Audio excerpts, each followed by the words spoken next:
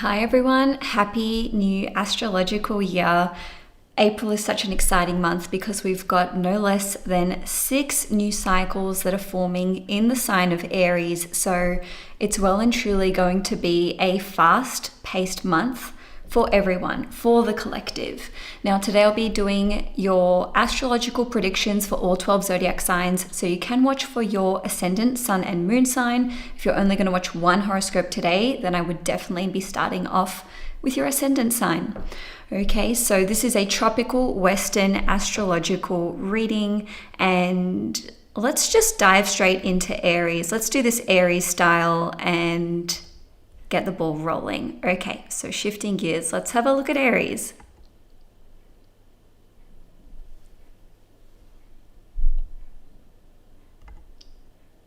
Hi Aries, sun, moon and risings. Welcome to your month. This is your time to shine. It is your season. So first and foremost, happy birthday to all of you April born Aries. Let me know in the comment section below if it is indeed your birthday month, and let me know when your birthday is. Okay, so Aries, first things first, the themes for you this month will be centered around your personal goals, self-development. How can you better yourself? How can you achieve new heights? So this is definitely a time for you to take bold risks and really put yourself out there.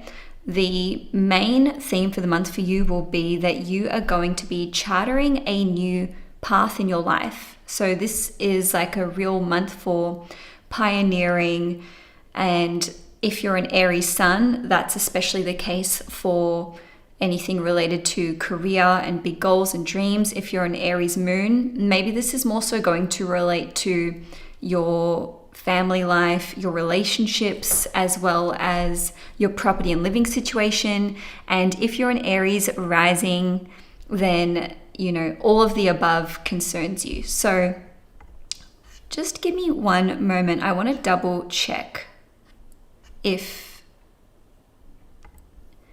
I'm live, but I can't see anyone in the chat, which is a little bit unusual. So just hold the line, Aries.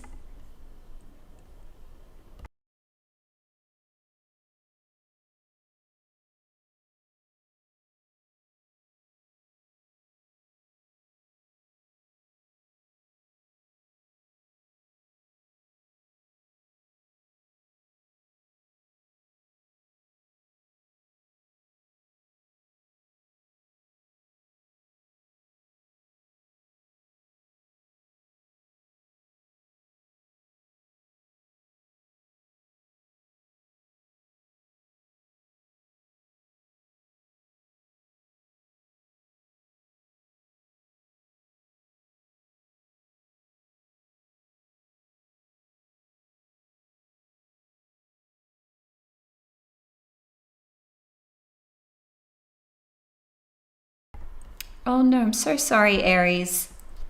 My mic was muted. Gosh, okay. The first pancake, huh? All right, so the themes for the month, as I was saying, are all about your personal goals, self-development, being bold, taking new risks, and charting a new course in life, charting a new path in life. The obstacles that you may encounter this month are more so going to be to do with your temper. And also you may feel like there are some roadblocks in your way where you're wanting to go, you're ready to sprint, but for some reason you're being forced to slow down to a jog. Okay, so having to slow your roll is something that you may find quite frustrating in the month of April. And also there is going to be like a stop-start energy. And I am going to unpack the transits for you, but I just wanted to give you a neat little summary to kickstart things off. Okay, so as far as blessings are concerned for this month, Aries, you can look forward to much desired change. There will be forward momentum. Like I said, there will still be that stop-start energy, but nevertheless, progress is still progress. And this month, you'll be forming a plan. Okay, so in terms of the energy of April, I feel like we can break it down into thirds. Okay, so for the first 10 days of the month, this is a time where you'll have the inspiration, but you may not have the energy or the resources necessary, or even the green light to be able to go ahead with your plans. And the reason I say that is because for the first 9 days of the month, Mars will still be in Pisces, and that is your chart ruler. Okay, so we really want to see Mars getting into the sign of Aries for you to be able to switch into go-go mode. Now, in the middle part of the month, so from about the 10th to the 19th of April, this is where you'll be able to set those new goals, take on those new challenges, but you may be feeling angsty, antsy, impulsive, and surely by then, you may be feeling hot under the collar in terms of your temper rising. Obviously, that's not going to apply to every single person, but just take it as it resonates. And then in the last 10 days of the month, this is where we can experience a lot more rigidity coming in and a lot more resistance. And I'm saying this because this is when we'll see the sun shifting into the sign of Taurus. All right, so that's your little preamble for the month in terms of the play-by-play. For the Aries individuals who are specifically between 5 and 8 degrees, you're going to have Saturn transiting your sign. Okay, so let me just say, even if you're an Aries between 0 to 10 degrees, we can pad it out that much. You guys are going to experience more resistance and roadblocks and obstacles to overcome than, say, the other Aries individuals. But in any case, from the word go, Venus is in the sign of Taurus. Okay, so Venus will be transiting your second house, which can give you a boost as it relates to finances and resources. And it may be a time where you are spending more money than average, we can say. And then on the 2nd, we are going to have a full moon in Libra. All right, so I'm going to chuck that up on the screen for you. So we've got a full moon in Libra at 12 degrees, and this will be taking place in your 7th house, of course. So when we have full moons in the 7th house, they can really highlight relationship dynamics that are not working, right? So for some Aries individuals, you may find that there's tension that's building in one or more of your personal relationships. So this can... I said full moon, right? Yeah, so full moon in your 7th house, sorry, all over the place. So the full moon in your 7th house can see things coming to a head. Maybe that's with a romantic partner. Maybe that's with a business partner. Maybe that's something that you're needing to deliver on in terms of client work or contracts and obligations. The full moon in your 7th house can see there being a moment where you walk away from a relationship or where you have a clean break from a contract or an obligation. For others of you who are in relationships, this can indicate that there may be some sort of breakthrough moment for your significant other, right? So maybe it has nothing to do with you, but your significant other is like, okay, I'm quitting my job, or I'm launching a business, or maybe they're getting pregnant or what have you. So there could just be something noticeable happening in the life of your significant other. Okay, so Aries, something to note is that from the 7th of, oh my gosh, guys. From the 7th of April through till the 23rd of April, Uranus will be at 29 degrees Taurus in your 2nd house. Okay, so 29 degrees is the critical anaretic degree in astrology. And so there may be some kind of peak experience for you that relates to your finances, money management, resources, or perhaps this is to do with your diet. Okay, so maybe you're deciding to go cold turkey or to have a departure from an existing diet that you're on, right? So maybe you're a vegetarian and you're like, nope, this isn't for me anymore. Or maybe you're giving up meat, or you have to give up gluten or sugar. There could be something that comes up, like an acute pain in terms of what's happening with your dental health. Okay, so if there's something that arises, I would say go and get it looked at immediately. In the month of April, I wouldn't be hesitating on that. And just looking a little further afield, like I said, on the 10th, Mars, which is your chart ruler, is going to enter the sign of Aries, okay? And it's going to be there until the 19th of May, right? So well over a month, Mars will be in your first house, and the positive manifestation of that is you'll have so much more energy, so much more drive, willpower, determination. You'll just want to like get up and go. Okay, so there won't be any shortage of motivation there or drive from your side, but where we're going to start encountering some potential roadblocks and obstacles is where Mars makes some conjunctions. Okay, so we've got a conjunction to Neptune on the 13th. We've got a conjunction to Saturn around the 19th and 20th. And then we've got a conjunction from Mars to Mercury on the 21st. Okay, so we can just say pretty much from the 10th through till about the 21st or even the 22nd of April that there'll be that stop-start energy. Okay, I want to move forward with this plan. I want to sign contracts. I want to sign up to a gym. I want to start writing a book. I want to get healthier. I want to, commit to running a marathon, or starting a new job or starting a new business. But then the conjunction to Neptune at 2 degrees is like, do you have the funds? Do you have the resources? Do you have the time? And the conjunction to Saturn can be like, do you have the authority? Do you have the paperwork? Do you have the government approval? Do you have structure for your plan? And the conjunction to Mercury can be like, okay, I'm so close to signing contracts or striking a deal or bringing a collaboration together with another person, but well, I got really pissed off and said something that made it go belly up, or it could be vice versa. It doesn't have to be you. It's not always Aries. Sometimes, people blow up at Aries because you just have this like zero filter, authentic way of expressing yourself. And that can, of course, trigger people. All right. So as I said in the intro, we've got a number of new cycles that are starting this month. Okay. So new cycles being these conjunctions. Like I said, we've got Mars conjunct Neptune. Do you know what? I have everything listed in the description. All right, so instead of me just listing it out in this video, if you want to check which planets conjuncting what and at what degree and what date, go look at the description of this video.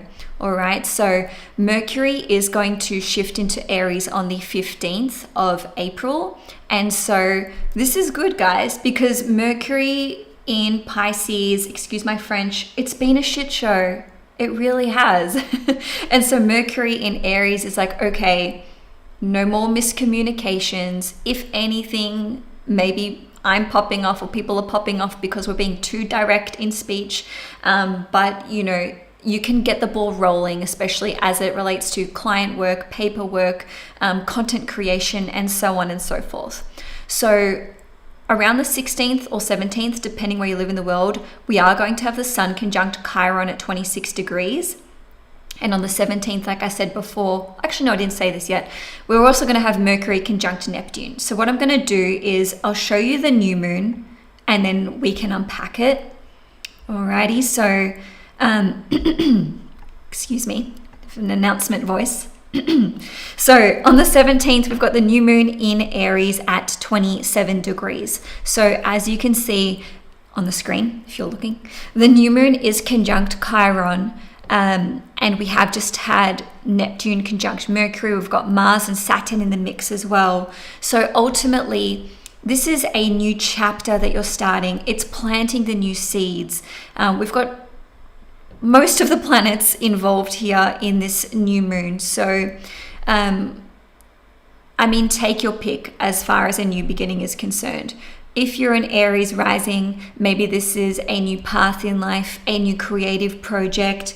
Maybe it's to do with applying for a government application. Maybe this is to do with documentation, paperwork, things like citizenship or permanent residency. If you're an Aries sun, maybe this is like a really big career project that you want to pursue, or maybe you want to start your own business or change career path or career trajectory altogether. Maybe you are launching a new business. The same can be said if you are an Aries rising, but you know, Aries suns, the focus is very much on your work and the legacy that you are creating and wanting to leave behind. If you're an Aries moon, this can be the desire to relocate, right? With Neptune here, maybe it's to a foreign, faraway place. The new moon conjunct Chiron can be looking at healing within your family or your ancestry, your lineage. It can be to do with wanting to purchase a new property. I think I already said relocate. Just take it as it resonates. Without a shadow of a doubt, in the month of April, especially looking at around the 17th of April, there's change that's coming through. There's this desire for something new, something different.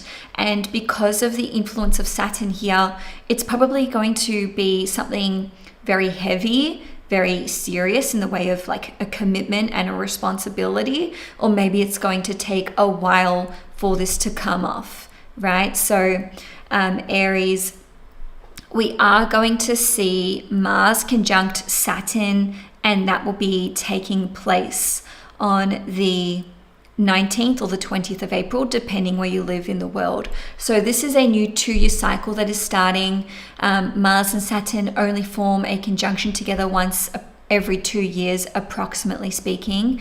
And because this is at 7 degrees, which is the Libra degree, to me, this looks like it's going to relate to a new contract, a new relationship, a client that you're signing on, or perhaps this is like a business partnership, or even within a romantic relationship. Maybe this is you making a serious commitment. For some of you, it could be that you have to do long distance potentially, or for others of you, maybe this is making your relationship exclusive, or perhaps there's some sort of challenge that you are taking on either with your significant other, or it could be like a personal challenge. You're like, I'm making this commitment to myself. And so let me know in the comment section below if there's something that you're wanting to pursue this month, or even if you come back to watch this video a bit later in the month of April, and you can let me know how things are unfolding if you feel like it. If you don't feel like it, fair enough. On the 20th of April, the sun is going to enter the sign of Taurus. Okay, so that means your Aries season is over for another year, but then we see this focus on your finances and resources. Of course, Venus is already here as well, but that may just be resources that you're wanting to procure or invest in, or some big expenses, or perhaps there's a big focus for you on things like diet, or even storage or wardrobe, maybe wanting to go through a little bit of a makeover in that department. We do have those conjunctions between Mercury and Saturn and Mercury and Mars following on from this on the 20th and the 21st of April. So again, this is relating to commitments, contracts, your relationships with other people, your agreements with other people. And we've got Venus conjunct Uranus in Taurus at 29 degrees on the 24th of April in your second house. So with that, there may be a big out of the blue expense that comes up. It doesn't have to quote unquote be negative. For some of you, it may be that you are wanting to purchase a resource or something that's important to you, or maybe like cryptocurrency, because Uranus, right? But it could just come out of left field. And for others of you, this could be investing in something that's maybe relating to your long-term goals, projects, plans, dreams, etc. So that's at 29 degrees. A bit later on the 24th, Venus is going to enter the sign of Gemini, and it's going to be there till the 19th of May. So you've got a good, just under 4 weeks of enjoying time with friends, with siblings, with neighbors, and potentially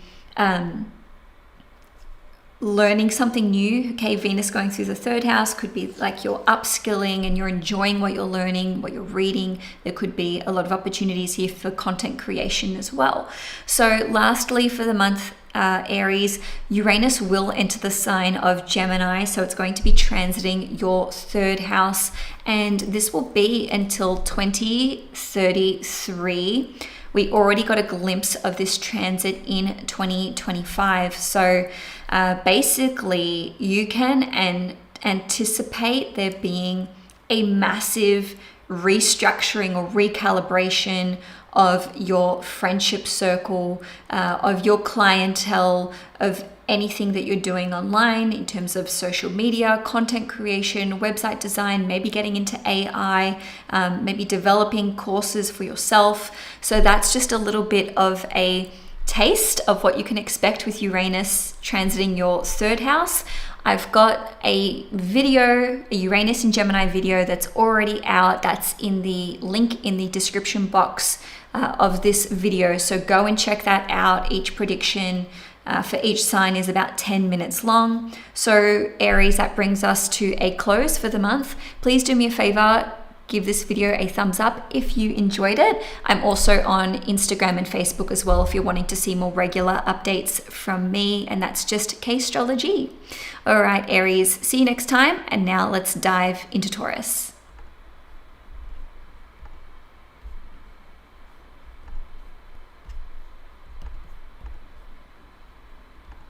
Hi Taurus, Sun, Moon and Risings. This is a really big month for you, Taurus. And the reason for that is Uranus is almost at the very end of its cycle in your sign. Okay, so it will leave your sign right towards the end of the month, which we'll talk about. But for now, let's talk about the themes for you as a Taurus. So because there's such a heavy focus of planets transiting your 12th house, this means you're working behind the scenes, you're very introspective. This can lead to spiritual awakenings, spiritual breakthroughs. It does have to be said, dark night of the soul energy is absolutely here for Taurus as well. But there's also this immense focus on personal development, especially as it relates to emotional stability.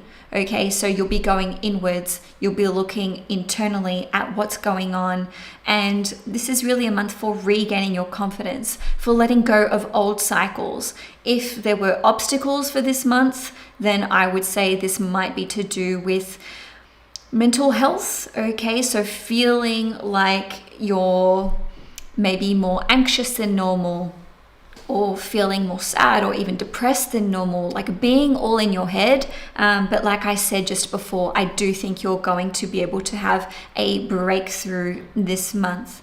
And maybe you're feeling like what was once stable is no longer stable, and the ground or the rugs being pulled from beneath you. But for the blessings this month, Taurus, you're going to be able to overcome self-sabotaging behavior. You're going to break free from negative mindsets, self-limiting behaviors, and there's also potential for you to overcome an addiction. Okay, so that's just giving you a little teaser for what you can expect this month. Now let's do the deep dive version. All right, so Taurus, Venus, which is your chart ruler, is going to be transiting your sign for basically the whole month, okay, up until the 24th. So that's a good 3.5 weeks of your chart ruler being in your first house, which we love, okay? So the transit commences on the 31st of March. I am recording this on the 21st. I know Taurus people are going through it right now.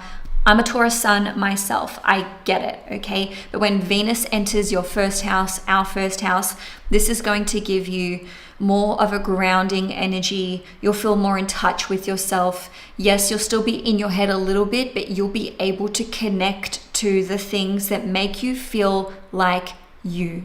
Okay, so what is recommended here is eating well, being out in nature, even having fresh flowers in the house or a plant, like getting your fingers in the soil to really ground yourself is going to be super helpful. In terms of other ways that this transit can play out, you may be more focused on enhancing your appearance, whether that is investing in new pieces for your wardrobe, getting a bit of a makeover, getting a haircut. It sounds a bit superficial, but for me personally, I want to get a haircut and I'm like, no, not while Venus is in Aries. It's not a good idea. So anyway, moving along, Taurus.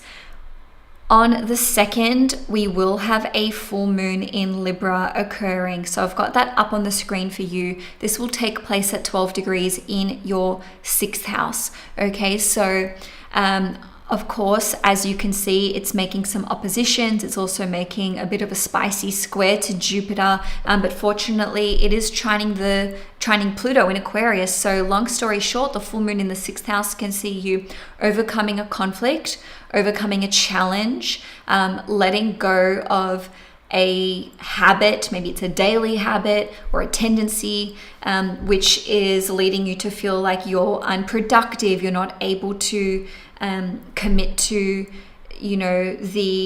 the health practices or the diet that you know that you need to. So the full moon in the 6th house can see there being a bit of a peak moment here where it's like, oh my God, this is unbearable, or I'm not happy with this. Okay, enough is enough, right? So there's I almost feel like there's a declaration that's being made to change, to let go of something that's no longer serving you.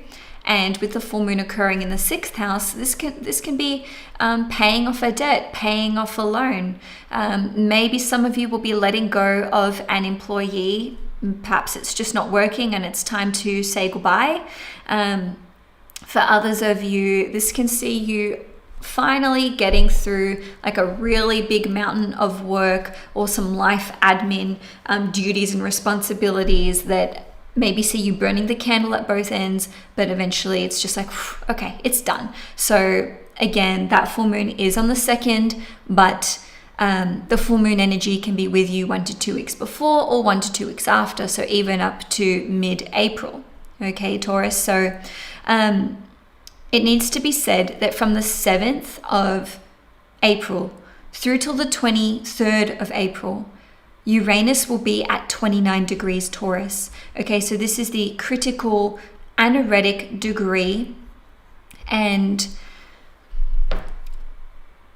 there can be some kind of crisis that you experience, right? So if you are a Taurus sun, maybe this is to do with authority figures, maybe this is to do with power and control, or your career, your life purpose, or even your relationship with your father or a father figure. If you are a Taurus moon, then perhaps this is to do with your emotional stability, your property situation, your living circumstances, something to do with real estate, or your family, like family dynamics, maybe specifically your relationship with your mother, although it doesn't have to be. If you're a Taurus rising, then, take your pick. Okay, so this will be the most pronounced for those of you who are a Taurus rising, or perhaps, if you are a Taurus at about 27, even 26, 27, 28, certainly 29 degrees like me, then this is like some sort of peak experience for you. It doesn't have to quote unquote be negative. It can even just be like, oh God, like I need to quit this thing. I need to walk away from this. Or, there's just like something that sort of cracks and snaps, and then you're able to express yourself so much more authentically. But in doing so, you may, I want to say, like, freak some people out or malign them, because, Taurus is the most steady, stable sign of the zodiac. Of course, there's going to be nuance in there. Just because you're a Taurus doesn't mean you're always stable, but it's like There's a fixity or a rigidity to Taurus individuals. And then when they change their mind, God forbid, and they make a drastic change, people are like, oh, but you've been the same way for like ever since I've known you, your whole life, or like 5 years, 10 years. And then all of a sudden it's just like, no, this isn't for me anymore. So that is certainly a possibility for you for pretty much the whole month of April, where there's going to be moments of enough is enough. This isn't working for me anymore. I need to change, right? So Mars is going to enter Aries on the 10th. So Mars will be transiting your 12th house through till the 19th of May. Mars in the 12th house is positive for overcoming self-sabotaging behaviors and tendencies, understanding negative behaviors that we are exhibiting, which are basically, cutting ourselves off at the knees. This is an ideal transit for overcoming mental health problems, addictions, vices, fears and insecurities. And also it's a great time for pursuing your own healing, alternative methods of healing, I might add. There could also be some quote unquote discoveries that occur with this particular transit, because it's like you're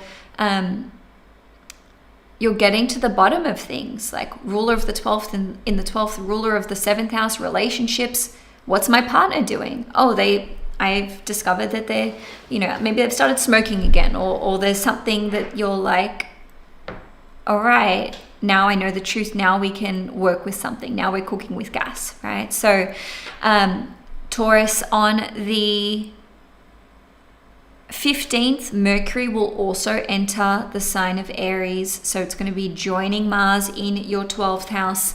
And, without going through every possible conjunction and way that it can play out, just know that we've got Mars conjunct Neptune here, Sun conjunct Chiron in your 12th house, Mercury conjunct Neptune, and then we've got almost a triple conjunction with Mars, Saturn, and Mercury all in your 12th house. So that's why I started off the forecast saying there's a big focus on working behind the scenes, research, introspection, spiritual awakenings are possible, personal and psychological breakthroughs are possible, and you're going to have a tower moment. I can say that freely. If you don't, resonate with that, that's okay. Just take what applies to you. But as a Taurus, what I'm seeing here is enough is enough. Things have to change, and it's not just one thing, it's a lot of things. But remember, Venus is transiting your sign. This is giving you confidence. This is allowing you to be diplomatic. This is affording you the chance to regain equilibrium, okay, in a stable footing. So there will be things that are falling away that just aren't, I was gonna say aren't for this world anymore, but it's like it's not for you anymore. Okay, so this can relate to relationships, this can relate to friendships, this can relate to dynamics with friends, with siblings, with authority figures. That's a possibility. And let's take a look though at the new moon, shall we? So Taurus, there'll be a new moon in your 12th house, and it's at 27 degrees. The 12th house is much more of like a hidden house. It's more of what's going on a subconscious level or on an internal level. In saying that, if you work in a creative field or capacity or industry, right? Think like acting, music, or spirituality, whether this is meditation, yoga, retreats, or maybe even beauty or spas, hotel industry, and so on and so forth, then this can be a new career for you in that department. But for others of you, it's like a spiritual practice, connecting to your intuition, wanting to commit to a healthier way of navigating what's happening upstairs, if that makes sense. Okay, Taurus. So moving along, we are going to have the sun, which is entering, Let me start again, Jesus. On the 20th, we're going to see the sun entering Taurus. So that means that your season is going to start. Our season is going to start. So first of all, happy birthday to all you April-born Taurians. Let me know in the comment section below if that's you and when your birthday is. But also, this is super positive, okay? Because for the first 3 weeks of the month, your vitality levels may have been lowered. Yes, Venus in your first house is great, but when the sun is in Aries, for Taurus people, especially Taurus suns, we can just feel like, oh my God, I need more sleep than normal. I need more rest than normal. What's happening to me? But from the 20th of April, for the next 4 weeks, the sun will be in your sign. So this can see you feeling more like yourself, feeling more grounded, feeling more stable. This can see you having more energy, more vitality. If you had taken time off from work, right, with the sun in the 12th house, then this can see you returning to the workforce, or at the very least, like your creative endeavors and projects. All right. So on the 24th of April, Venus will conjunct Uranus at 29 degrees Taurus in your first house. So I repeat, if you're a Taurus at 29 degrees or even 27 to 29, you're going to feel it. But just extending the net to all Taurians, it's significant. It's significant to have Uranus reaching that end moment of transiting your sign, where it has been pretty much non-stop since 2018, except for a little breather in 2025. So this is a time where you're going to want to reach out to family and friends for support if you need it. All right. So it can be a destabilizing moment, especially like 22nd, 23rd, 24th of April. Okay, so for others of you, this can be a moment where you're deciding that you want to walk away from a connection, from a relationship, from a contract. There may be some big unexpected financial expenses that come through around this time, but just remember that this can manifest as an intuitive download. This can manifest as finally overcoming an unhealthy habit or a vice. This can manifest as feeling confident enough to finally express your true and authentic self.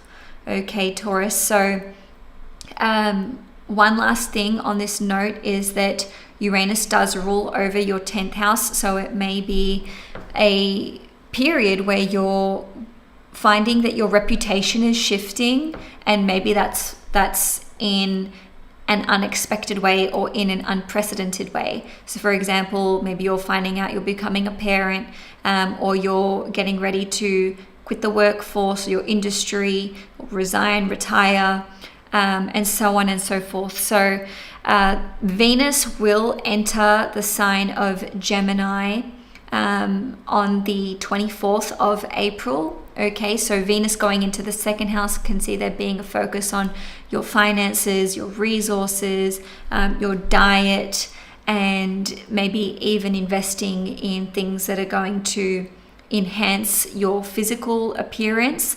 And then on the 26th of April, Uranus will enter the sign of Gemini. So actually I can expand that critical period out from about the 22nd through till the 26th of April, because that's when we're getting to the pointy end of things. Uranus leaving your sign finally for another 84 years can see you just feeling like a totally new person, or you're able to take stock, look back and be like, wow, what an enormous transformation I've been through, especially since the beginning, or since mid 2018. Now, Taurus, if you are wanting to know how this new transit is affecting you with Uranus going through your second house, then you can check out my Uranus in Gemini video. The link is in the description box below. So Taurus, if you enjoyed this horoscope, please do me a favor and give it a thumbs up. If you want to see more content on the channel, please hit the subscribe button. I'm also on Instagram and Facebook as well if you want to see more regular updates from me. In any case, enjoy your birthday season, your birthday month, your special time of the year. And now let's get into Gemini.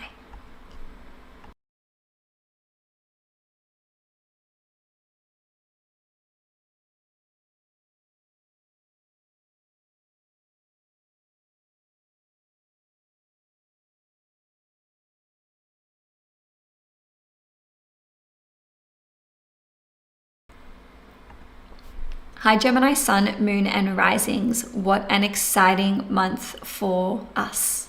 I'm a Gemini rising. So let's talk about the themes first, some potential obstacles for April, some blessings for the month, and then we'll get into the nitty-gritty of the forecast. So themes for the month, for sure, expansion of your wider network, big focus on your long-term goals and dreams for the future, some long-term projects that are coming online. Friendships as well is a big theme for you for this month. Why am I saying this? It's because there's so many planets transiting your 11th house, which relates to these areas for you. So this month is all about your innovative, new, genius ideas, and also getting other people on board to support your ideas as well. And there can also be a bid to basically plant the seeds for a new passive or residual form of income. What are the obstacles? Well, you've got Venus, the Sun, and for the most part, Uranus in your 12th house. So there could be some mental health things that are cropping up for you in April, possibly feeling like your vitality levels are lower than usual.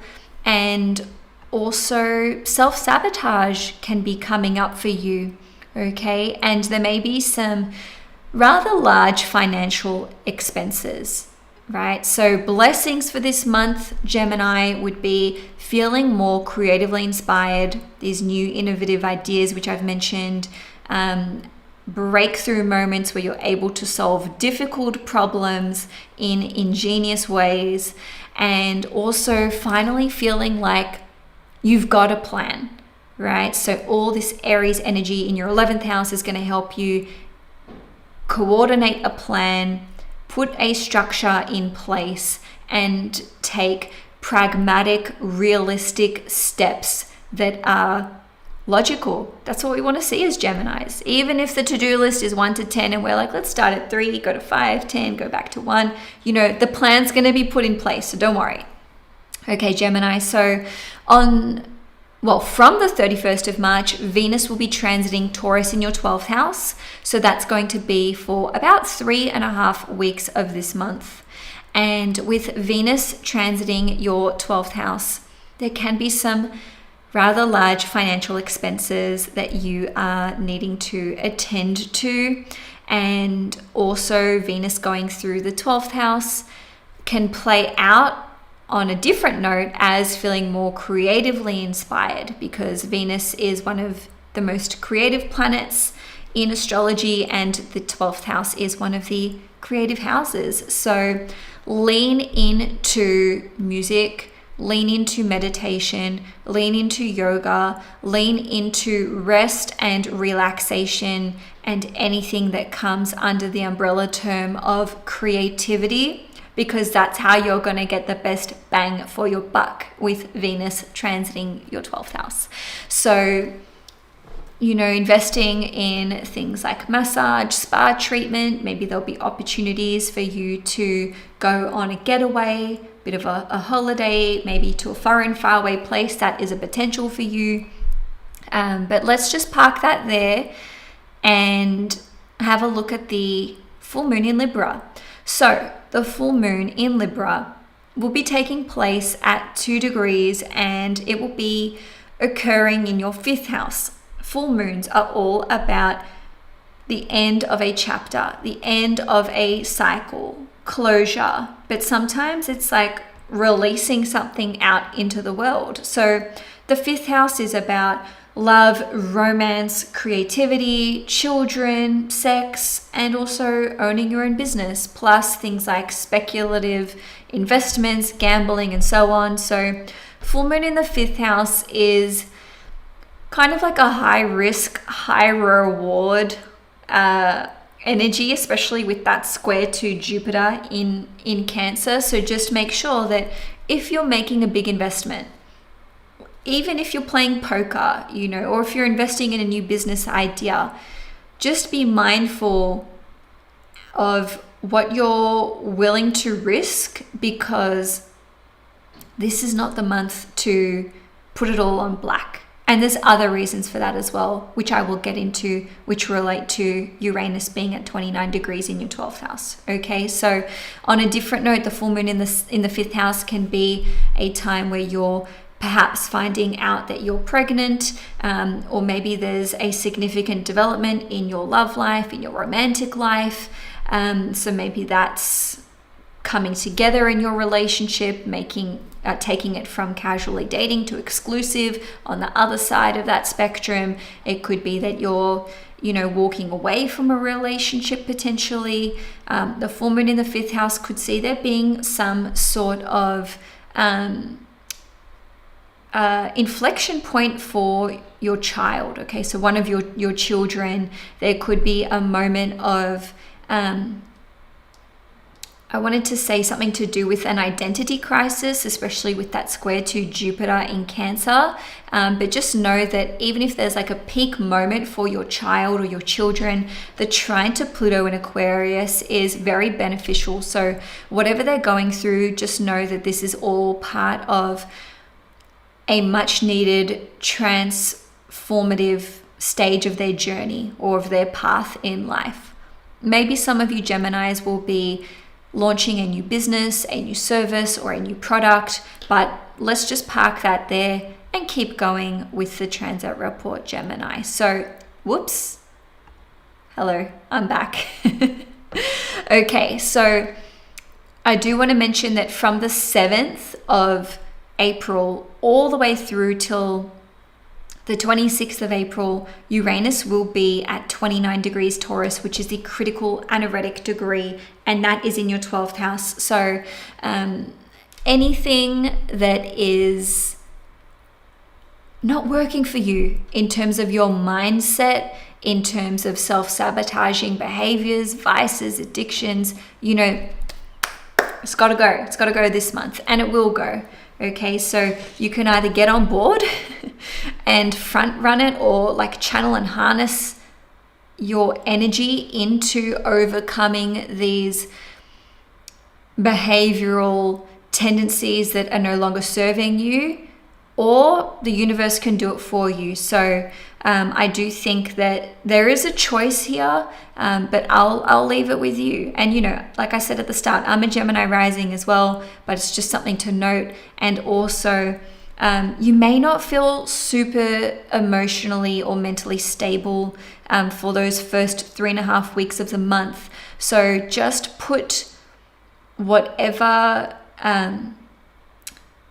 mechanisms in place that you need to be able to anchor yourself. Certainly anything to do with meditation, grounding yourself, connecting to your intuition, or even loved ones on the other side. This can bring you more peace and, I guess, emotional stability or mental stability. The Mercury retrograde post-shadow period will officially be over from the 10th of April onwards. Okay, so that's basically giving you the green light to move forward with contracts and agreements and so on and so forth. But if you really wanted to be extra cautious, then you could wait a few more days till Mercury enters Aries. So that's on the 15th. But, you know, still talking about the 10th, we're going to have Mars entering Aries on the 10th of April, and it will be transiting your 11th house until the 19th of May. So this is such a positive period for being very, like self-motivated as it relates to your long-term goals, projects, and so on and so forth. This can see you cutting a plan for these projects. Mars going through the 11th house can see you being quite cutthroat as it relates to existing social media platforms and business collaborations. So maybe you're cutting out certain connections. Mars going through the 11th house can also end up with, there being a fallout with people in your wider network, friends, or it could just be some petty arguments or conflicts. And the same can be said for older siblings, which is shown by the 11th house. All right, so like I said, your chart ruler Mercury is going to enter the sign of Aries on the 15th. So again, your focus is going to be on your wider network, your long-term goals and projects and plans for the future. And all these planets in Aries are going to be sextiling you, which represents that there is a lot of supportive energy available for you. So if there are things that you're struggling with, whether that's on a personal level or whether that's to do with business or projects or just needing help, maybe like around the house or even with babysitting, especially if you're a Gemini moon, just be more open to potential support and help coming in, because you may have to either ask for it, stick your hand up for it, or if someone had offered to assist you, you may need to circle back and be like, hey, actually, yes, that would be amazing. Thank you. Right? So there are quite a lot of new cycles that are starting this month. We've got Mars conjunct Neptune, Sun conjunct Chiron, Mercury conjunct Neptune, Mars conjunct Saturn. We've got a triple conjunction, well, almost a triple conjunction between Mars, Saturn, and Mercury. Okay, so I'll quickly chuck that up on the screen for you. So you can see here we've got Mercury, Mars, and Saturn all at 7 degrees. And in saying that, the Mercury-Mars conjunction will officially take place at 8 degrees, but I don't want to get lost in the weeds. If you want the specifics, if you want the dates, if you want the degrees, look at the key transits that I've put in the description box. Nevertheless, this is all occurring in your 11th house. Ignore the ascendant through Capricorn. That's just where the ascendant is at that time, according to this time zone. All these planets are in your 11th house for pretty much most of the month. Okay, so having this Mercury-Mars-Saturn conjunction in your 11th house indicates that there's something that you're committing to. It's a plan, it's a verbal agreement, or it's a written agreement, and it's not going to be easy. It is not going to be short and sweet. Actually, we're looking at 1 to 2 years here in terms of a new project, maybe something that you're developing, a new business idea, or a commitment that you are taking on. Okay, so it could also involve collaborating with another person too, but just moving on, we've got the new moon in Aries, and I am jumping a little bit in the timeline. So this is on the 17th. Okay, so the 17th of April, we've got the new moon in the 11th house here. So again, it's a new chapter, it's a new cycle that relates to expanding your wider network, maybe making more friends, more social opportunities. Maybe this is to do with human rights or social justice issues. Maybe this is to do with a new group or a community that you are forming or that you are joining. And for others of you, this can relate to a new innovative idea, a new product that you want to develop, or perhaps this is to do with a social media platform or following, whether it's a totally new idea or expanding what you have existing in a new direction. Okay, so really exciting stuff for you Geminis. I remember when we had Mars in Aries back in 2020. This is when I just went hell for leather with starting my YouTube channel, so it can be an incredibly productive time for you, Gemini. So we are going to have the Sun entering Taurus on the 20th of April. And when the Sun is in the 12th house, especially if you're a Gemini Sun, this can be a time where you feel like your energy levels are lower. Okay, so vitality levels, energy levels. In saying that, it can also be a really creative time for you as well. On the 24th of April, we will see Venus conjunct Uranus in Taurus in your 12th house at 29 degrees. Okay, so there can be some really big financial expenses that come through around this time. There can be the breakdown of a relationship. Perhaps it's with your significant other. Maybe it's your relationship with your child. When I say breakdown, it doesn't need to be a break up, but it can be a moment where things just like combust and things are said that cannot be unsaid. Okay, so I'm pulling this from the fact that Venus rules over your 5th house, which represents your significant other, your romantic partner, plus children. Right? So on a different note, this can be a massive breakthrough in terms of creative projects, career, intuitive downloads, and, you know, maybe having some sort of profound experience as it relates to spirituality. Maybe this comes through in your yoga practice. Maybe this comes through in meditation. Maybe you're seeing something in an astrology chart reading that you're doing for yourself or that you're doing for another person. So there can be astrological downloads that come through because #Uranus, but also maybe if you're having an esoteric reading or like a tarot reading from another person, or a psychic reading, or even undergoing hypnotherapy, there can be some massive breakthroughs that come through, and, you know, things that have been hidden can come to light.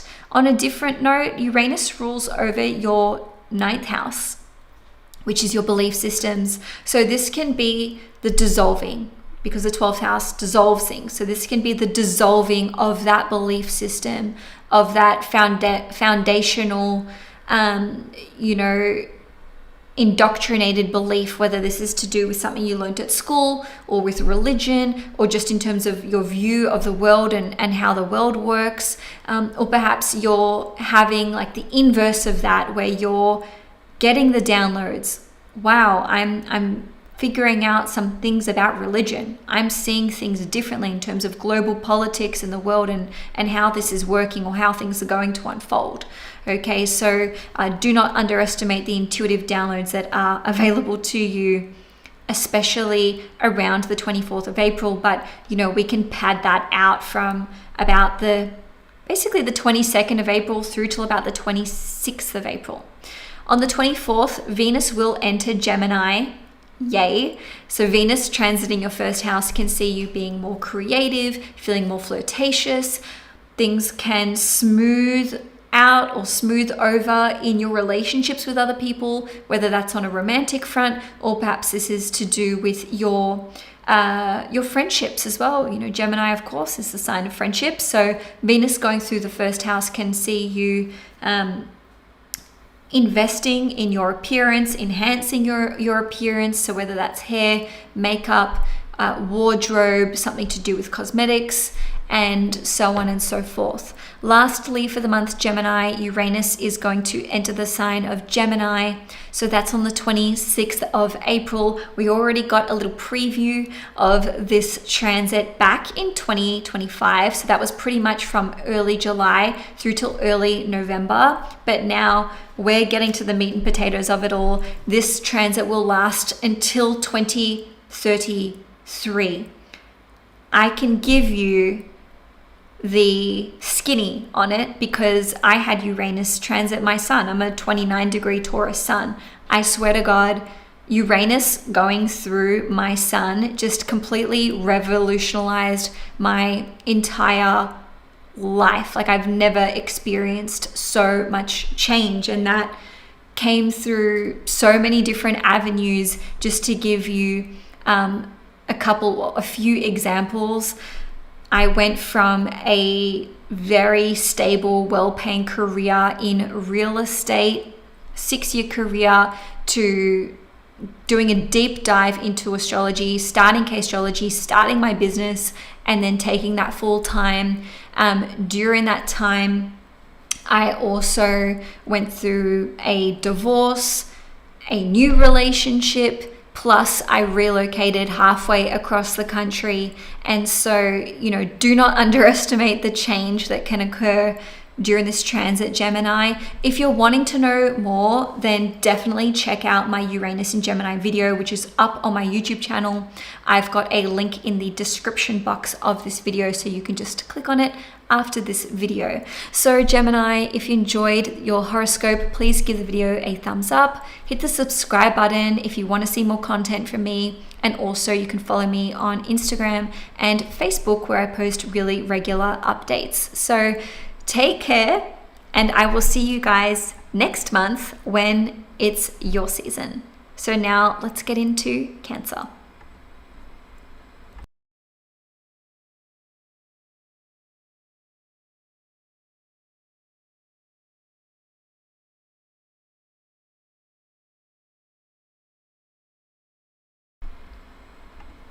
Hi Cancer, Sun, Moon and Risings. Welcome to your April 2026 horoscope. So let's talk about the themes for the month. Then we'll talk about the obstacles and the blessings that are going to come through, and then we'll do a deep dive into the transits for the month. So the themes for you are very much centered around your reputation. This is a very highly visible month for you. The good, the bad, the ugly, you know, your 10th house is lit right up. So that means that your high level responsibilities are going to be of primary focus for you. Some of you may be saying goodbye to certain responsibilities. Others of you may be saying, hello, this is new. And so there can be a lot that's changing in the way of your reputation. Maybe this is with your career. Maybe this is your status, okay? The public status as it relates to career, relationship. Are you married? Are you not? Are you employed? Are you not? Are you on benefits? Are you not? Right? So there can be some abrupt changes in your wider network. That's another way that that can play out, because your 11th house is also activated. So there's a big piece on your friends, your social connections, your social identity. And as it relates to potential obstacles for this month, because I need to be straight up with you guys, I don't want to sugarcoat things. The obstacles are probably going to relate to your relationship with authority figures. This can be with parents. This can be with elders in your family or in your community. This can be potential roadblocks in your career. And maybe this is to do with starting your own business, or something to do with getting a promotion, changing industries, or, you know, launching a new business or a new product. And there's this immense pressure to prove yourself and perform. That doesn't need to quote unquote be an obstacle, right? Because sometimes that can have a really galvanizing, character building impact on us. But where it can turn into an obstacle is where we put so much pressure on ourselves that we're not performing, or we're just overwhelmed and we're snowed under the expectations that we're either trying to meet or that we've set out for ourselves. Okay, so for some of you, it could just be like, oh my God, this month is so busy. My schedule is just like chock-a-block. Okay, so what are the blessings? Well, Jupiter is still transiting your sign. In the month of April, we're going to see Jupiter traverse the degrees of 15 through till 18 degrees. So if you're within that band, then you're getting the hit of Jupiter blessing you, whether that's your ascendant, your sun, or your moon. But in any case, this is acting as a protective force or field over you personally. So blessings, you can resolve issues in your private life. These can be related to family, healing connections with certain family members. This can be resolving problems as it relates to your property and your living situation. Maybe that's like fixing leaks. For others of you, this can be having the resources or the finances that are needed coming in, especially if you're behind on your rent or there are issues with your mortgage repayments. On a more internal level, this can relate to your emotional security, Cancer, okay? Shit's been hard, I know. You've got Saturn and Neptune squaring you. The Cancers in particular, who are between 2 and 8 degrees, sun, moon, or risings. You guys are getting the heavy hit of it. But just know that you are going to experience more stability as the month progresses. And I really think you'll be feeling inspired to create a legacy and really redefine your public persona, your public reputation, and if need be, maybe re-entering the workforce or shifting gears as it relates to your current career trajectory. So that's the top level overview of your month, Cancer. Now let's do a deep dive into the month ahead. Obviously, I'm doing things a little different this month with a little overview at the start with themes and obstacles and blessings. If you liked it, if you're here for it, let me know, and also maybe give me a thumbs up. If you don't like it and you prefer me to just dive straight in, I'm open to all forms of feedback as long as they're delivered, gently. I've got Venus and Mars and Chiron and South Node in Cancer. So, I'm like an honorary Cancer. As of the 31st of March, so we're entering the month, we've got Venus in Taurus transiting your 11th house. Okay, so this can see there being support coming through from your wider network, from your friends, maybe even from older siblings. Venus transiting your 11th house will, of course, be sextiling you. So there can be a creative pull towards like a project or a vision that you have for your future. And so this can be something that you are sinking your teeth into, and it feels really good to get those creative juices flowing. This can also relate to financial support or resources that come through others. Okay, because the 11th house is one of the money houses, but Venus here is just like, okay, maybe someone's helping you to pay for certain bills. Maybe they're helping you with certain resources.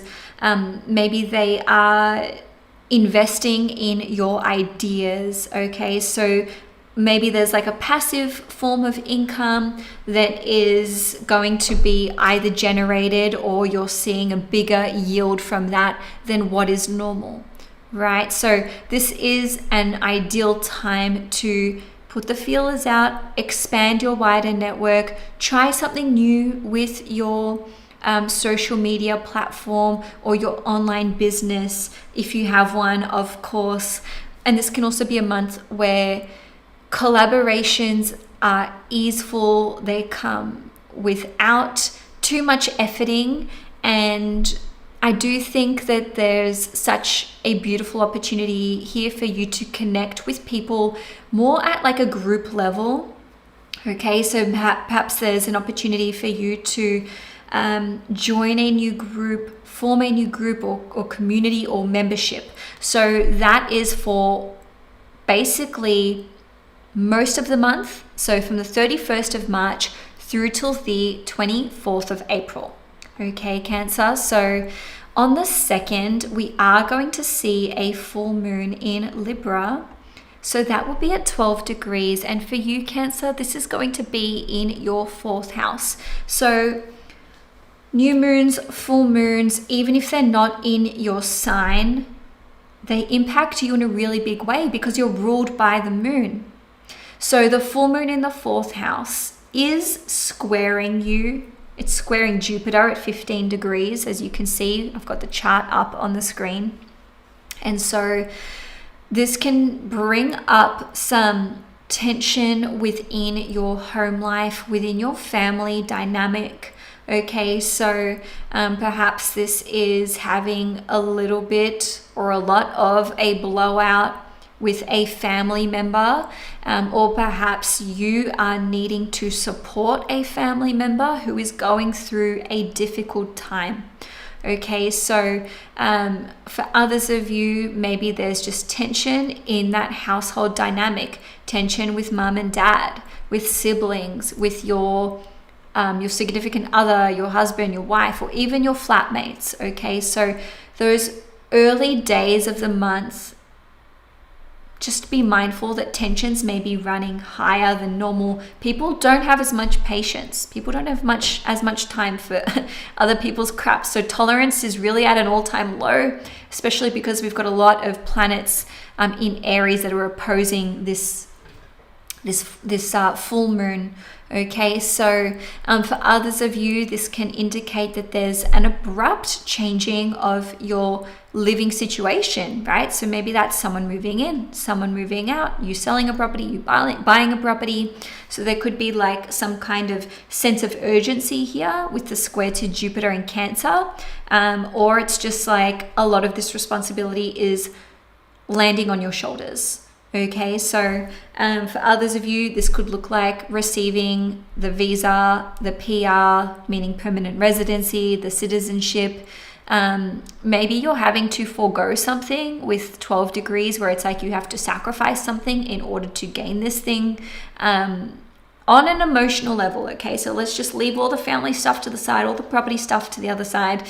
This can just be a time where it's like, you know, inhale, exhale, big emotions coming up, big release, lots of purging, lots of detoxing, lots of grief that needs to come out. And, you know, we do have this opposition to Saturn, to Neptune, which is squaring you from the 10th house. So it's a lot. It is a lot on Cancers. I'm not going to lie. All right, Cancer. So I do think that on the other side of this full moon will be a blessing as you are being pushed to expand beyond what you thought you were capable of. I really feel like you're learning something new about yourself with this full moon.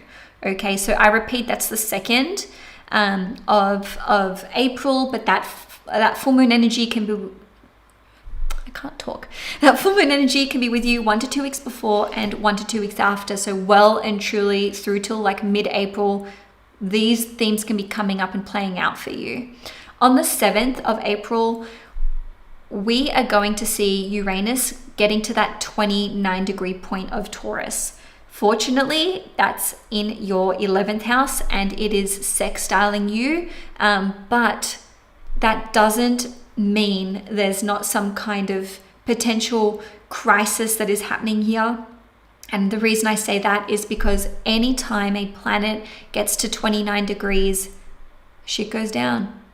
I've just seen it again and again and again. And so Uranus at 29 degrees from the 7th till about the 26th of April in your 11th house is like, what's happening with my friendship group? What's happening with my wider network? What's happening with my older siblings? Okay, so there could be some sort of, peak moment or event that happens that relates to those things, but also it can come through as a blessing. You know, we've got Venus here as well, so it can be like a lump sum of money. It can be like a hard rewiring to a new community or saying goodbye to an old community that's no longer in alignment. So ultimately, Cancer, alignment, authenticity, and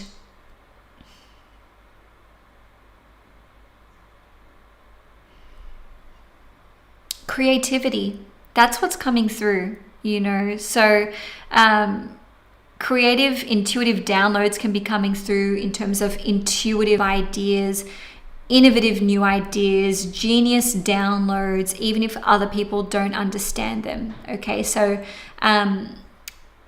let's just move things along. On the 10th, we will see Mars entering the sign of Aries, and Mars transiting your 10th house through till the 19th of May is kind of awesome, I think. I've got an Aries midheaven. You know, my chart, the way it's set up, is basically like the same as a Cancer. So Mars going through the 10th house is like, all right, let's go. Let's set the goals, put the plan in place. It's go-go mode, right? What I will say is that your actions are more visible. You are more likely to get into conflicts and clashes with authority figures, people who are trying to control you, people who are trying to tell you what to do with your life, what to do with your job, what action to take. So this could be a time where you're having to fight for something. You're fighting for your rights. You're fighting for your independence, for your ability to have personal agency over your own life. And, just hear me out, Cancer.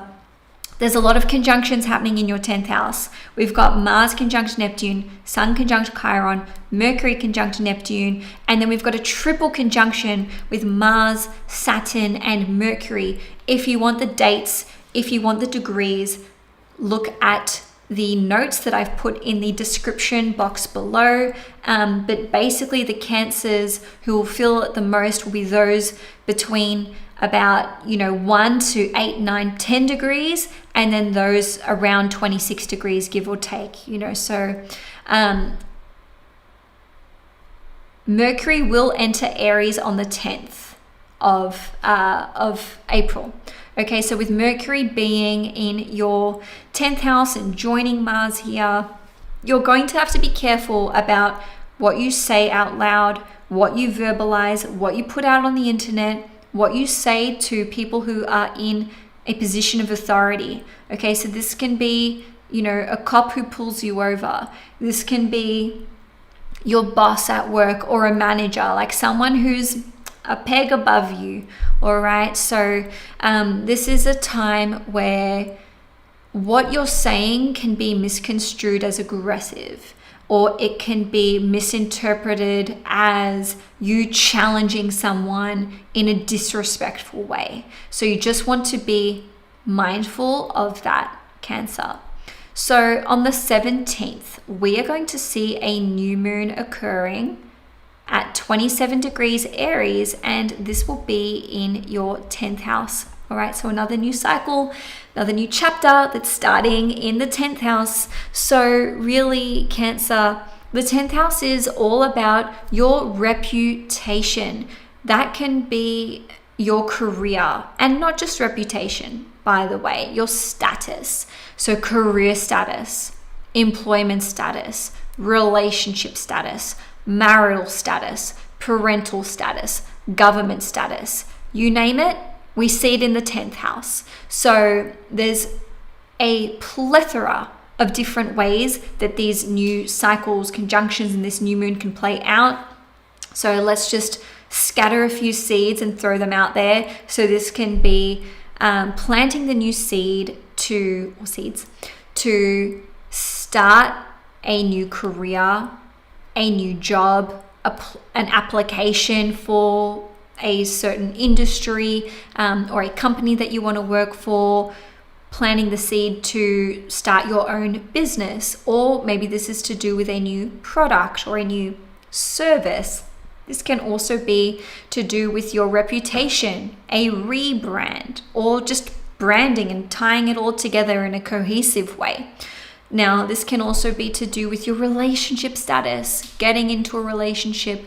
If you're already in a relationship, maybe you're already married, you're like, this isn't for me. New moon in the 10th house, I'm going to initiate a separation or a divorce. Obviously, these are quite extreme examples, but as I said, this is like your status in a very official way. Like if I was looking at your life CV or resume, would it tell me that you're married, employed? Like, where do you work? What's your government status? Do you have PR, citizenship, blah, blah, blah? Are you a parent?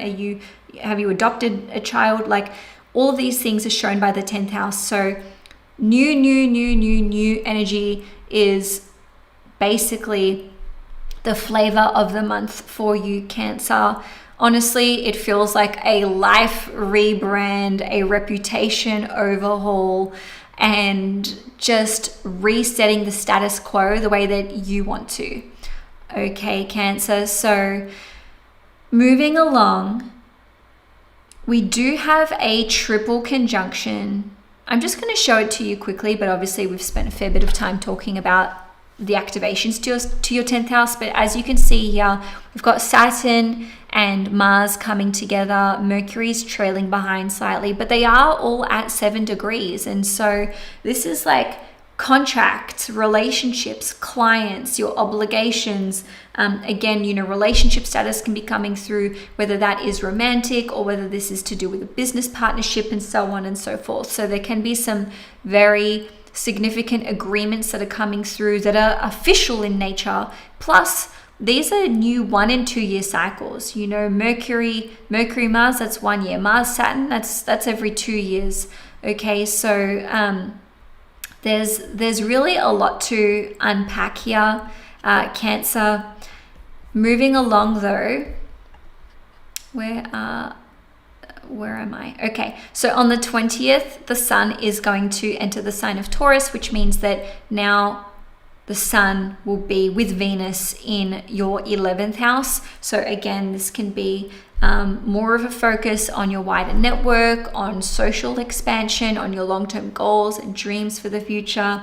This takes the pressure off you a bit because the sun is no longer squaring you. Now it's sextiling you. So this is going to feel good for you, and there'll be less oppressive constraints or restrictions as it relates to authority figures, rules, regulations, or even people trying to put some guardrails in as it pertains to your career. On the 24th of April, Venus will conjunct Uranus in Taurus at 29 degrees in your 11th house. So this can see there being some kind of peak experience, and I dare say crisis, that relates to your friendship group or a community that you are part of. Okay, so some of you may be deciding, hey, I need to walk away from this community. I need to walk away from this friendship group, or I want to shut down my social media platforms and channels, right? So for others of you, this can be boom or bust as it relates to crypto. So just be mindful that there can be some intense shifts that come through around the 24th of April. I cannot speak to which cryptos because each crypto is going to have its own natal birth chart that is very impacted by the transits. But Uranus in Taurus in general does rule over crypto. So just keep an eye out in general what's happening with your passive forms of passive or residual forms of income. This can be like a lump sum of money that comes through, or it could unfortunately be funding that is cut. Okay, no more access to these resources. Sorry, this grant is cancelled, or this contract is cancelled, or you're no longer eligible for said benefits. So knowing this in advance, because I'm saying this a month before it's happening, maybe just take a look at how your finances are set up, where your money is, and just pay some attention to money management. On the 24th of April, Venus will enter the sign of Gemini. So once it finishes that conjunction with Uranus, it's going straight into the 12th house. Venus in the 12th house is positive for creative projects, divine inspiration, connecting to your intuition, anything to do with music, poetry, acting, film, photography, spa, massage, like beauty treatments, or really like resting and indulging yourself. But it is negative for big expenses coming through, taking massive financial risks, and using substances to escape. Okay, so lastly for the month, on the 26th, Uranus will enter the sign of Gemini. We got a glimpse of this already last year in 2025. From early July through to early November, we did have Uranus get up to 1 degree Gemini, and then it went back into Taurus. So this transit is for the next 7 years. Okay, so through until 2033. And this is going to help you to break free from self-sabotaging behaviors, overcome addictions, overcome vices, and really connect you to your intuition. I've done a huge deep dive video on Uranus and Gemini. The link is in the description box below of this video, so you can go and check that out. Each prediction for each sign is something like 8 to 10 minutes from memory. So Cancer, that's all I have for you for this month. If you enjoyed this video, please give it a thumbs up. If you want to see more content on this channel, please hit the subscribe button. And thank you so much for those of you supporting me in the chat. I always know it's Cancer time because there's always love hearts and emojis, which tickles my Venus in Cancer pink. Okay, Cancer, have the best month possible. And now let's move on to Leo.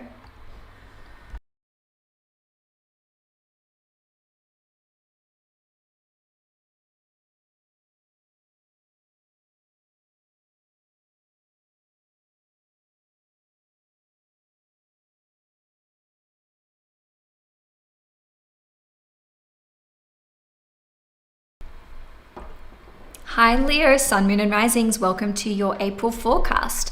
So let's chat about the themes for the month, the obstacles, the blessings, and then we'll do a deep dive. So the themes this month really heavily relate to expansion, your belief systems, education, travel, and your path in life, feeling divinely inspired, your connection to something bigger or greater than yourself, or maybe there's the questioning of that. Okay, so in terms of potential obstacles, there may be some dramas at work that flare up. Perhaps some of you will encounter a moral dilemma, or your belief systems will be challenged. So this can play out as like a faith crisis, or perhaps there may be some changes that need to be made to your travel plans. In terms of blessings this month, I really think that Leos are going to feel more inspired, more motivated, more determined, and also you'll be in the public eye more. Okay, so your actions will be more visible, which means that there are more opportunities for your creative works to be seen by a wider audience. So Leo, fortunately for you as a fire sign, you're going to have so many planets trining you from the 9th house. So that's where we get that focus of those 9th house topics. So as we enter the month, Leo, the sun, which is your chart ruler, will be in Aries, and this is basically the sun's favorite sign because the sun is exalted in Aries. So sun in the 9th house can see you making sense of the bigger picture of your life, zooming out, being able to solve problems in creative ways, and basically just having more opportunities to expand, whether that's in the direction of travel or education, or of something that inspires you. Okay, so Leo, on the 31st of March, so as we're entering the month, Venus will be in the sign of Taurus, transiting your 10th house.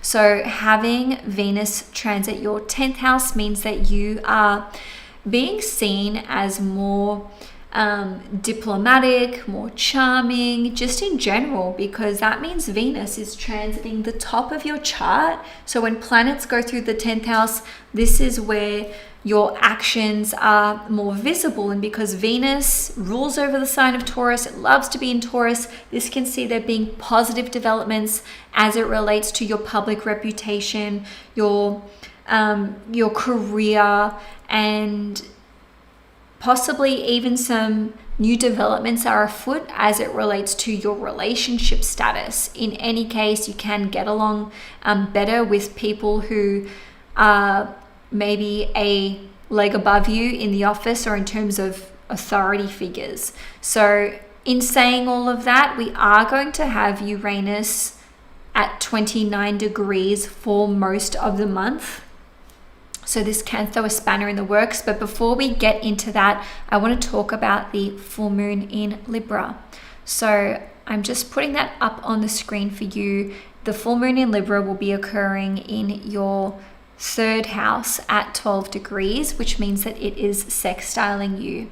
So the full moon in your 3rd house can see you possibly completing a project, finishing up a qualification. Maybe this is a diploma, receiving a certification, or sitting for example, a final exam or completing a thesis, even if it's not relating to qualifications or traditional school or university formats. Maybe there's like a piece of writing that you are completing. Maybe this is an article, a novel, or you're finishing up a documentary or film project or something of that nature. The full moon is squaring Jupiter in Cancer in your 12th house. So, you know, the full moon is stressed out here, but fortunately it is trining Pluto in Aquarius.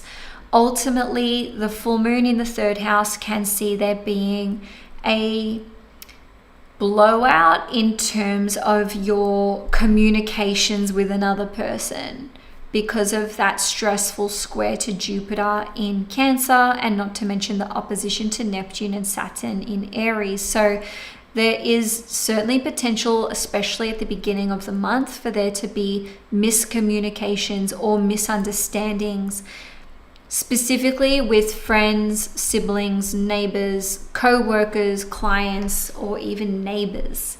Okay, so again, that's on the 2nd of March. However, full moon energy can be with you 1 to 2 weeks before the full moon and 1 to 2 weeks after the full moon. So certainly even all the way up to mid April, it's a possibility, Leo.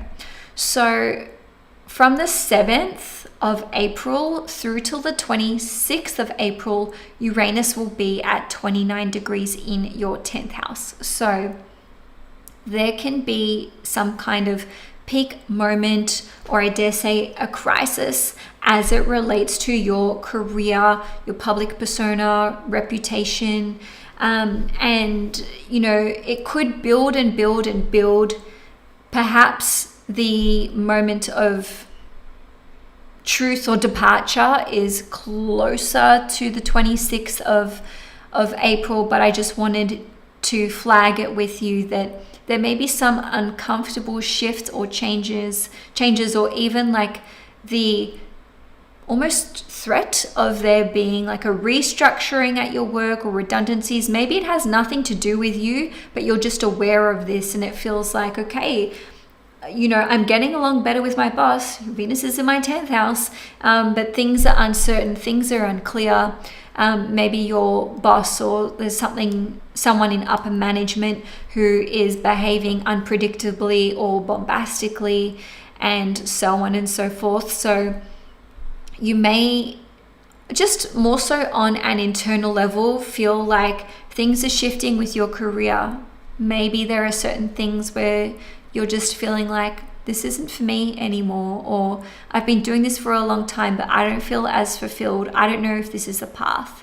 So hold tight, Leo, because the answers you need will come at some point in April. On the 10th, Mars is going to enter the sign of Aries. So this is a welcome sigh of relief for you, Leo. And the reason for that is because Mars in the 8th house has been stressful. It's been stressful for money. It's been stressful for, you know, having to confront your shadow side.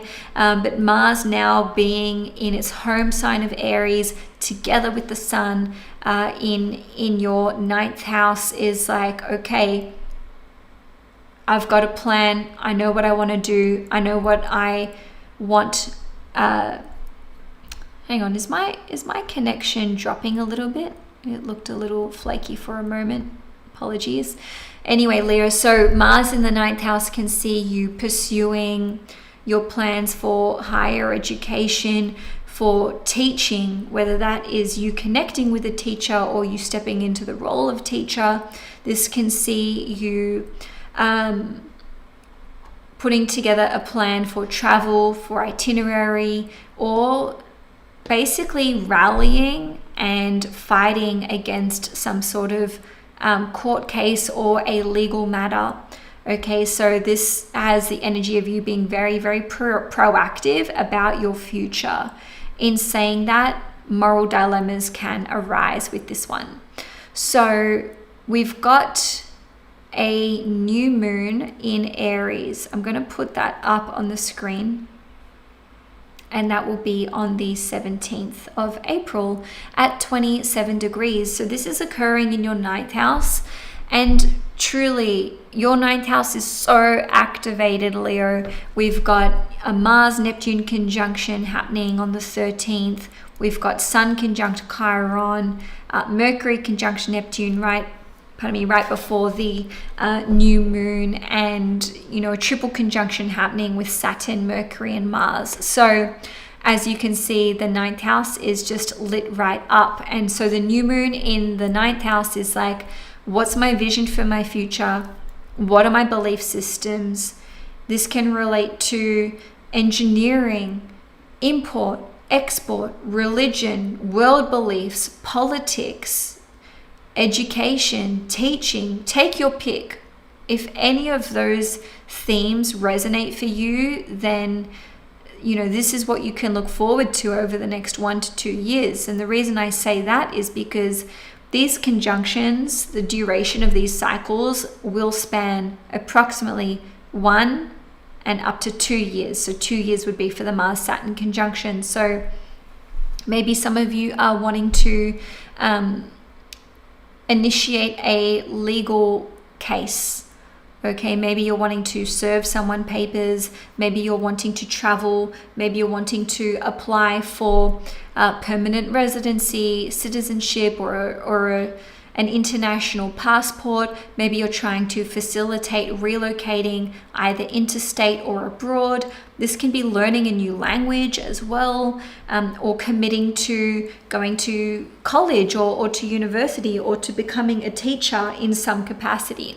Okay, Leo, so moving along on the 20th, this is when we're going to see the sun entering the sign of Taurus. So the sun will be transiting your 10th house, and this is when your actions will truly be at their most visible, because the sun is your chart ruler.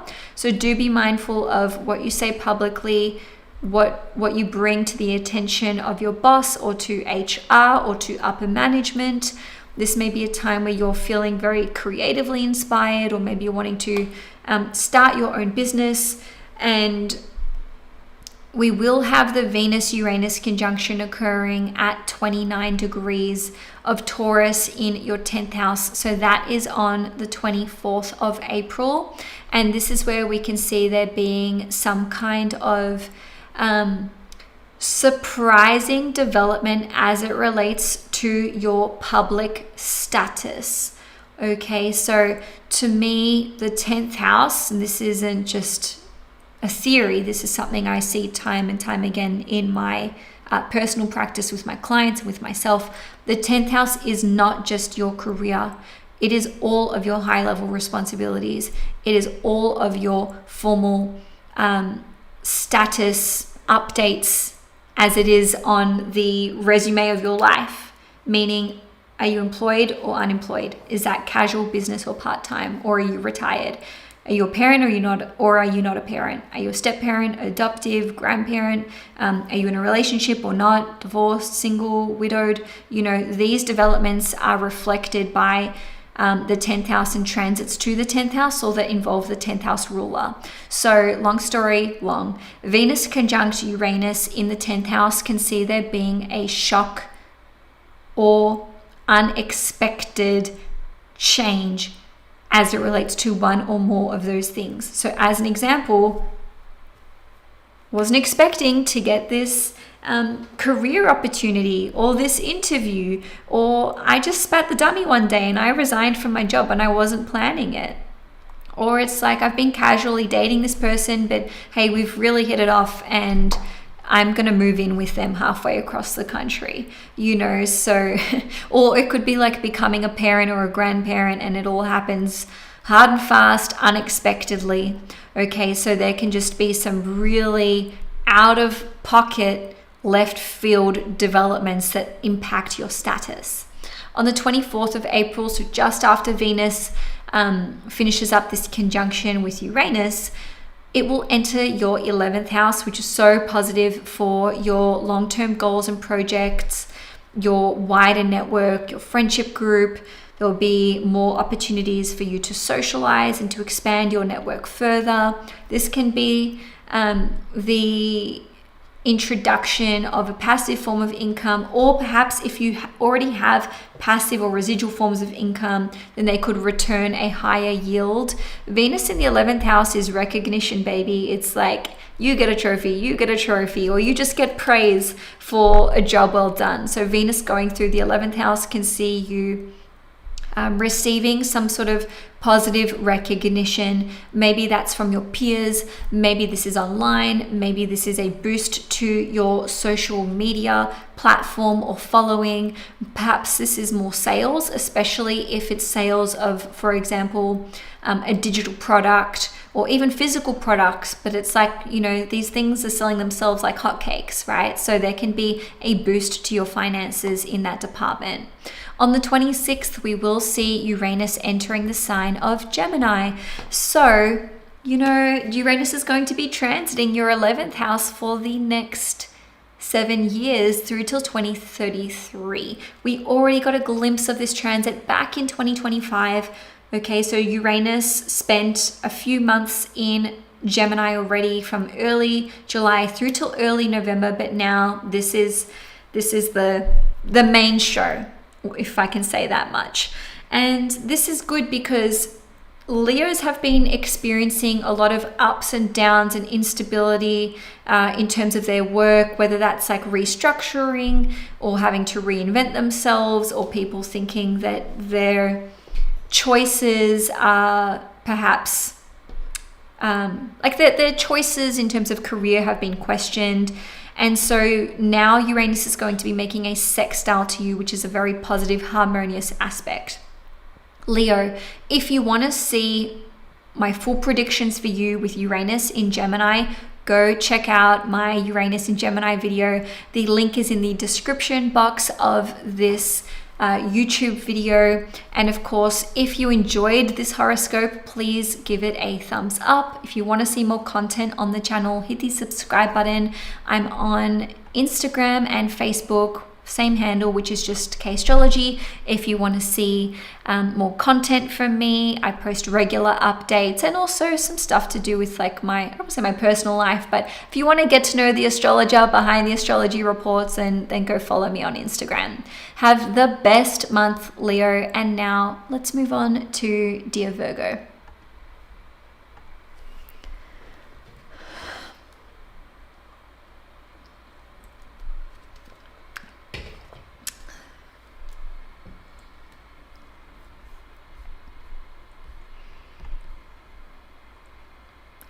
Hi Virgo, Sun, Moon, and Risings. Welcome to your April forecast. Let's talk about the themes of this month, then we'll look at the obstacles, the blessings, and then we'll do a deep dive into the nitty-gritty of April. So the themes for Virgos this month is very much centered around your mutual resources. Why? It's because we have so many planets transiting the 8th house in Aries.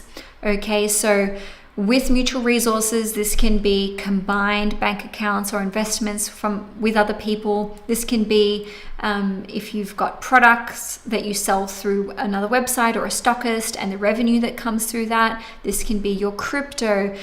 Or this can relate to things like inheritances, taxes, so your tax return, and so on and so forth. But on the more mystical side of things, the 8th house is very much associated with the occult and esoteric practices. So certainly a deep dive into astrology would be very on brand for you in April, but also deep, profound healing. All right, so these are really the themes, not to mention connecting to your intuition and following your nose for that doesn't smell quite right. Okay, so investigating, quote unquote, I don't even want to call them conspiracy theories because so many of them just turn out to be true. Okay, so deep research is for sure a core theme for you this month. Obstacles, well, also mutual resources. Okay, so there may be a bit of a fight that you have to put up to get what is rightfully yours, Or for some of you, this could relate to your significant other's finances and resources, where they don't have as high of an income as normal, or perhaps you're having to support someone else financially. Doesn't have to be significant other. It can be like paying child support money or what have you. Okay, but disagreements or frustrations involving resources and finances and your connections with other people is a potential obstacle for you this month. Also, fears, insecurities, these sorts of things can be coming up for you, or intimacy issues. And shifting gears though, Virgo, the blessings for this month, first of all, the Mercury retrograde post-shadow period will finally be over as of the 10th of April, but more to the point, overcoming self-limiting beliefs. Perhaps an opportunity for you to travel interstate or to travel abroad that is unexpected but welcome. And also opportunities for you to expand in the realm of education and cultural awareness, and even just having your hope and your faith renewed as it relates to areas of your life where you have been feeling adrift, or I dare say hopeless or even helpless. Okay, Virgo, so now let's get into the deep dive.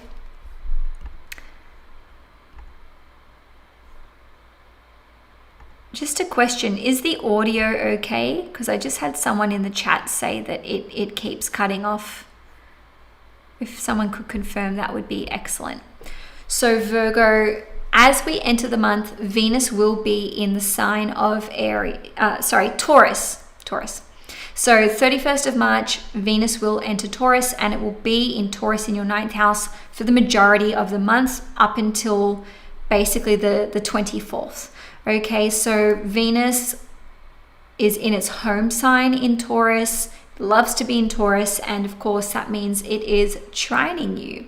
So Venus going through the 9th house can see there being opportunities for you to travel. So this is where travel comes in, travel interstate, travel abroad. Maybe the travel itself isn't taking place this month, but you could be investing in these travel experiences, whether that's later this year or even early next year. Okay, so now Venus transiting the 9th house can also see you maybe looking at learning foreign languages, or just expanding in terms of something that relates to creativity, something that you are passionate about. Maybe this is like dance, painting, gardening, agriculture, okay, pottery, just to name a few different ways that can play out. Also, because the 9th house is related to education and Taurus is the sign of finances and money and resources, maybe you are educating yourself about the financial market or the stock market. So these are a few different ways that this can be playing out. On the 2nd, we will have a full moon in Libra. So Virgo, the full moon in Libra will be occurring in your 2nd house at 12 degrees. And this is about closure. This is about letting go, something coming to a culmination point. Okay, so the full moon in the 2nd house could be receiving a payout. It could be you making a significant investment. The 2nd house also relates to teeth and beauty and storage. So 12 degrees, which is a Pisces degree, could see there being moments where you are actually clearing out the wardrobe, storage, things that you don't need anymore. This full moon is making a bit of a spicy square to Jupiter in Cancer. So if there are issues with your teeth, then you want to go and get that looked at. If you are being recommended drastic action, I actually would go and get a second opinion. Okay, especially because the full moon is opposite Neptune. But on another level, the full moon in the 2nd house could see there being some sort of physical reaction to food. So just be mindful if you have allergies. or if you experience anaphylaxis, then you just want to be prepared, especially around the 2nd of April. But this energy can be with you 1 to 2 weeks before, and up to 1 to 2 weeks after the full moon. So just bearing that in mind, Virgo. Your stomach may just be more sensitive in that first, especially few days of the month. Okay, so the full moon in the 2nd house can see there being a breakthrough in terms of your self-esteem, your money mindset, overcoming self-limiting beliefs as it relates to earning capacity, expenditures, money management, or even your confidence with organizing your finances. Okay, so I do feel like that's a big theme that seems to be coming through. So Virgo, from the 7th onwards, we are going to have Uranus at 29 degrees of Taurus. So this is the critical anaretic degree. Fortunately, Uranus is in your 5th house, Virgo, so it is trining you. But make no mistake, the 29th degree, which is the final degree of any sign, is a moment of crisis, hence it being called the critical degree. So with it occurring in the 5th house, this can be to do with 5th house themes, children, relationship with your children, maybe your child. Okay, if you already have children, maybe they're going through something and it's building up in this crescendo, especially between about the 7th and the 26th of April. But also for other Virgos, this can relate to owning your own business, creativity, okay? And for others of you, perhaps this relates to your romantic life, dating, sex, intimacy, your significant other, okay? So be super careful as it relates to speculative investments and gambling, because Uranus at 29 degrees is extremely volatile for finances and resources. So I would go as far as to say be careful in any large expenses that you are making. Even if you're paying for something online, it's like double check that, you know, there's a refund policy that you are comfortable with, or that you're not being scammed. Double check your privacy and security surrounding crypto and bank accounts and this kind of thing. Okay, so moving along, on the 10th, Mars will enter the sign of Aries. So just more and more as we progress through the month, there is this big focus on your 8th house. So here's the thing, Mars is actually extremely comfortable in the 8th house. It behaves very well here. So Mars in the 8th house can see you doing the research, getting into the nitty-gritty of the data, overcoming health issues, healing yourself, overcoming addictions, overcoming fears and insecurities and vices, having very intense intuitive feelings and nudges which are on the money, okay? In saying that, the first few days of this transit, things can be a little bit blurry because we will have Mars conjunct Neptune at 2 degrees on the 13th of April. So again, you want to be careful when it comes to finances and resources. But another way that that can play out is that you may need to help out your significant other, or another person. Maybe it's a family member, maybe it's mom, maybe it's dad, maybe it's like your best friend. There's just this energy of contributing a significant amount of finances or resources in some way to another person, because Neptune is charity and generosity, 2 degrees is the Taurus degree, or perhaps it's you receiving this. Okay, so it's either you giving or you receiving. Moving along though, on the 15th, Mercury, which is your chart ruler, is going to enter Aries. So now we've got the Sun, Mars, Mercury, of course Chiron here too. So Mercury being your chart ruler means that wherever it's transiting in the chart, this is you and where your focus and attention are going. So don't get me wrong. Thank God Mercury's out of Pisces. It's really sucked. I'm a Virgo moon. I'm a Gemini rising. It's been mentally destabilizing at worst, and at best, yeah, it's been good for some creative stuff. So Mercury joining Mars and the Sun, and also Saturn and Neptune here in the 8th house, is like, let me get to the meat and potatoes of this mystery, of this research.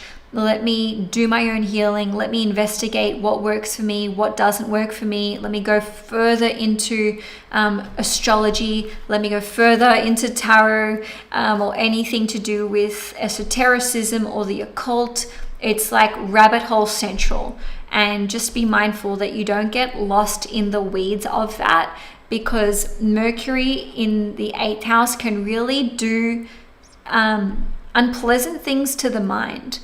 The 8th house is very much related to a sudden changing of events in an unpredictable way. It's like the changing of cycles, and it's like instantaneous transformation, or like having the rug pulled from beneath you. So just be mindful of that energy as the month progresses. And I say that as much to you as I do to myself, being a Virgo moon. So now let's have a look at the new moon in Aries. And also, I mentioned it in the intro, right? But just a reminder, there's a lot of new cycles occurring in Aries. So each conjunction starts a new cycle. We've got Mars conjunct Neptune, Sun conjunct Chiron, Mercury conjunct Neptune, Mars conjunct Saturn, and then we've got, Mercury and Saturn and Mercury and Mars, and so on and so forth. So that's like 6 new cycles in your 8th house plus a new moon. Each cycle will be 1 to 2 years. So unpacking the new moon, which is at 27 degrees in the 8th house, this can indicate that you're planting new seeds as it relates to mutual resources, joint bank accounts, joint investments, making money through other people. Okay, so going into business with them or selling products. This can indicate that you are starting a new chapter with something to do with the occult, or your esoteric practices, or deep healing, or perhaps alternative healing. So this can be astrology, tarot, going deeper into that, alternative healing modalities, Reiki, hypnotherapy, body work. I mean, the sky's really the limit. Every day I feel like I'm coming across a new subject and I'm like, oh, what's this? Okay, so the fact that there's so many conjunctions occurring in your 8th house means that there's a hard rewiring that is happening for the 8th house. Intimacy, sex, mutual resources, research, fears, insecurities, detox, a sacred initiation, your significant others, finances and resources, even fertility, maybe getting pregnant as well. We can see this happening with such a strong activation to the 8th house. So really, Virgo, take your pick. It can be any one of those things, maybe other things I haven't mentioned, or a combination of several, right? So there are new cycles that are starting. Your curiosity, your attention, your focus is on the 8th house, which is Scorpionic energy. How do I transform myself? How do I improve my life? How do I reprogram myself? How do I reset my nervous system or my vagus nerve? How do I open my chakras or balance my chakras, or read auras, or I don't want to go off the deep end with suggestions of how this can play out, but hopefully you're getting the picture. And I know my Virgos, if there's something you want to add, if there's something that you feel that I missed, write it in the comments nicely. I've got a lot in Cancer, guys. Just throwing that out there. Okay, so we are going to have a triple conjunction taking place. It's not exact, okay, but it's as good as. So it's exact between Mars and Saturn, but Mercury's tailing behind. So it's all at 7 degrees. So this can really indicate collaborating with another person, going into business with another person, offering them money, them offering you money. There can be a loan, child support. There can be developments that are happening here with inheritances and, what you are wanting to leave behind, or perhaps this is to do with insurance policies and life insurance as well. That's a possibility. Obviously that's another type of insurance, but let me park that with you, Virgo, and we'll just carry on, shall we? So on the 20th, the sun will enter the sign of Taurus. So the sun will be transiting your 9th house. Venus is already here, yay, and that means that the sun is now trining you, as is Venus. So there is this focus for you on 9th house matters, travel, education, legal cases, legal documents, also teachers, guides, gurus, your faith, okay, whether that is to do with your religious faith, having faith or hope in a situation. Plus, this is like your programmed beliefs, okay? So there can be some kind of peak moment or crisis point that does come through here, because we are having Venus conjunct Uranus in Taurus at 29 degrees, the critical anaretic degree, on the 24th of April. So this can see you deprogramming yourself from unhelpful belief systems, whether this is to do with politics, with religion, with how you believe the world works, or perhaps it is like a sudden realization or an intuitive download about these things. In any case, I see this as being a massive paradigm shift for you.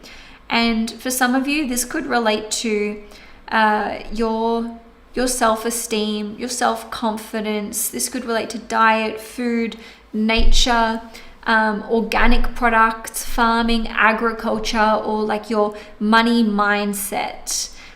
I say that because Venus rules over your 2nd house, and now it's in the 9th house conjunct Uranus. So there can be like a eureka moment, a breakthrough moment. There can even be the abrupt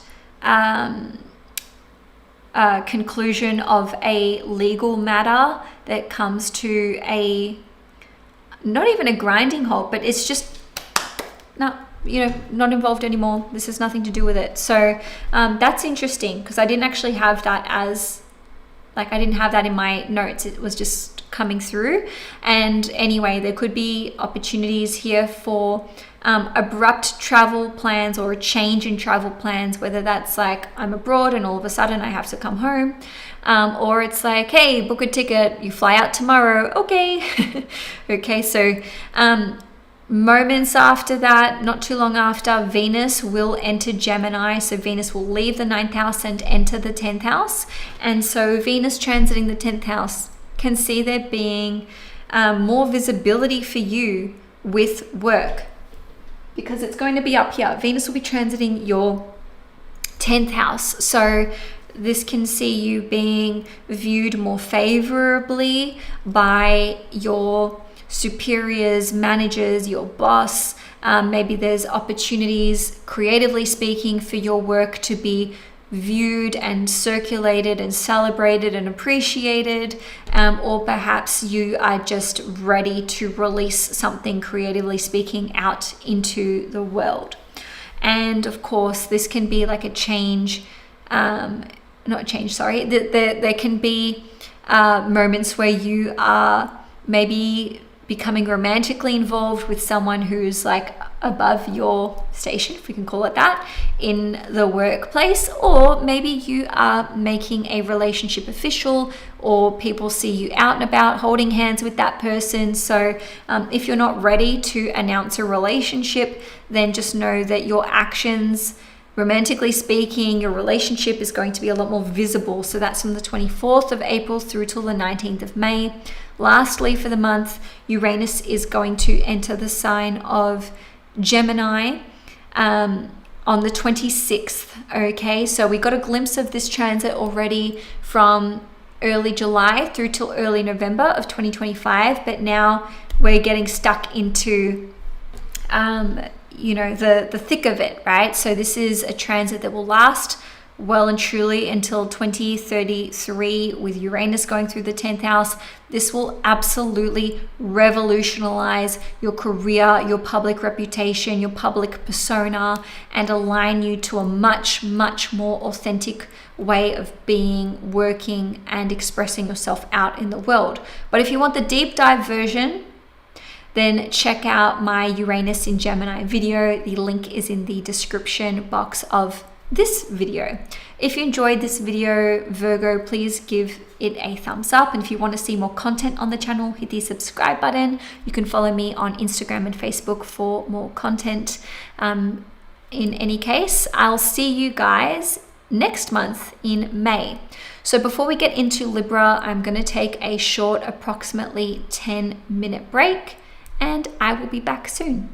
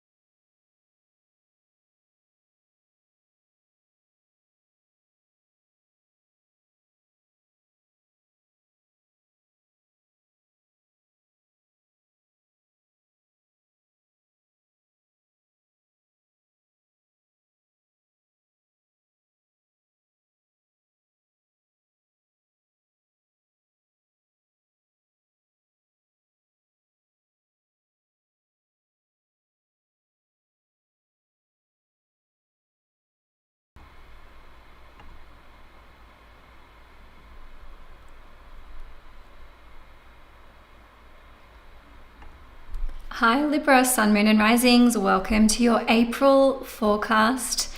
Your sign is one of the most impacted by the astrology of this month. So let me give you the top level overview of the major themes, potential obstacles, but then blessings that can come through for you this month. So the themes for you this month are certainly personal breakthrough. There's an enormous focus on your personal relationships, contracts, agreements, obligations, and really we're looking at the push and pull energy between independence and codependence. Okay, so potential obstacles, and I do think that on some level these will arise, would be others testing you and challenging you, plus you needing to assert your will. Now, going up against a challenge, advocating for your needs, these will probably be coming up for you in some way, shape or form this month. And I hate to break it to you, but diplomacy and harmony probably won't cut it in at least one of these instances, because you are going up against Saturn and Neptune and Mars and the Sun in Aries. So you'll need to be stronger and firmer in advocating for yourself. Okay, but the blessings are new friendships, new collaborations, potentially some new contracts that you have been wanting to sign or that you've been waiting on, achieving a new level of confidence in yourself, finding out what you're really made of, and being able to put someone in their place and you're like, yes, I've been waiting for this. Okay, so of course, tactfully, right? Now, as we enter the month, Venus, which is your chart ruler, will be in Taurus. So Venus will enter Taurus on the 31st of March and it will be there up until the 24th of April. So Venus is at home in the sign of Taurus, but it's transiting the 8th house. So that means that this is where your focus and your energy and your attention are going. So Venus in the 8th house is going to require you to dig deeper, peel those layers back as it relates to fears, insecurities, possibly issues with intimacy or being vulnerable.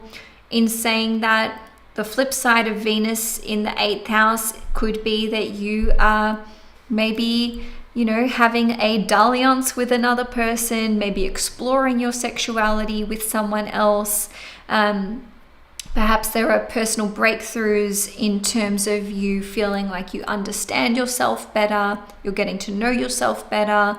And also Venus in the 8th house could indicate that there are opportunities for you to increase your finances and your resources.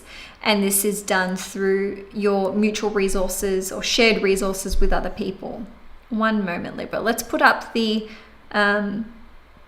full moon chart. Okay, so on the 2nd of April, there'll be a full moon in Libra in your first house at 12 degrees. And so again, we're seeing this theme of personal breakthrough, of triumph, of you understanding yourself at a deeper level by peeling back layers of shame or inauthenticity or fear.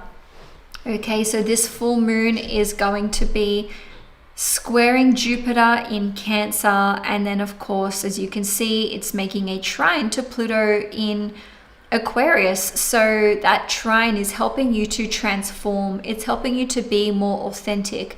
The square to Jupiter in Cancer, which of course will be in your 10th house, is asking you to put yourself out there more, to unashamedly present as your most authentic self. And so there's definitely this element of letting go of relationships that are no longer in alignment for you. Maybe that's romantic, maybe that's a business relationship or certain friendships.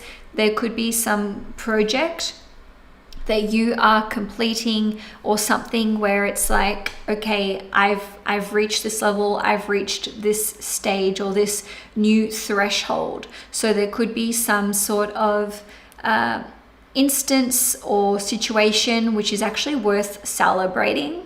Okay, especially with that trine to Pluto in Aquarius. If you are a Libra rising or a Libra moon, then potentially this will relate to a change in your property and your living situation. Yes, a relationship dynamic could blow out of control a little bit around this time or come under the spotlight.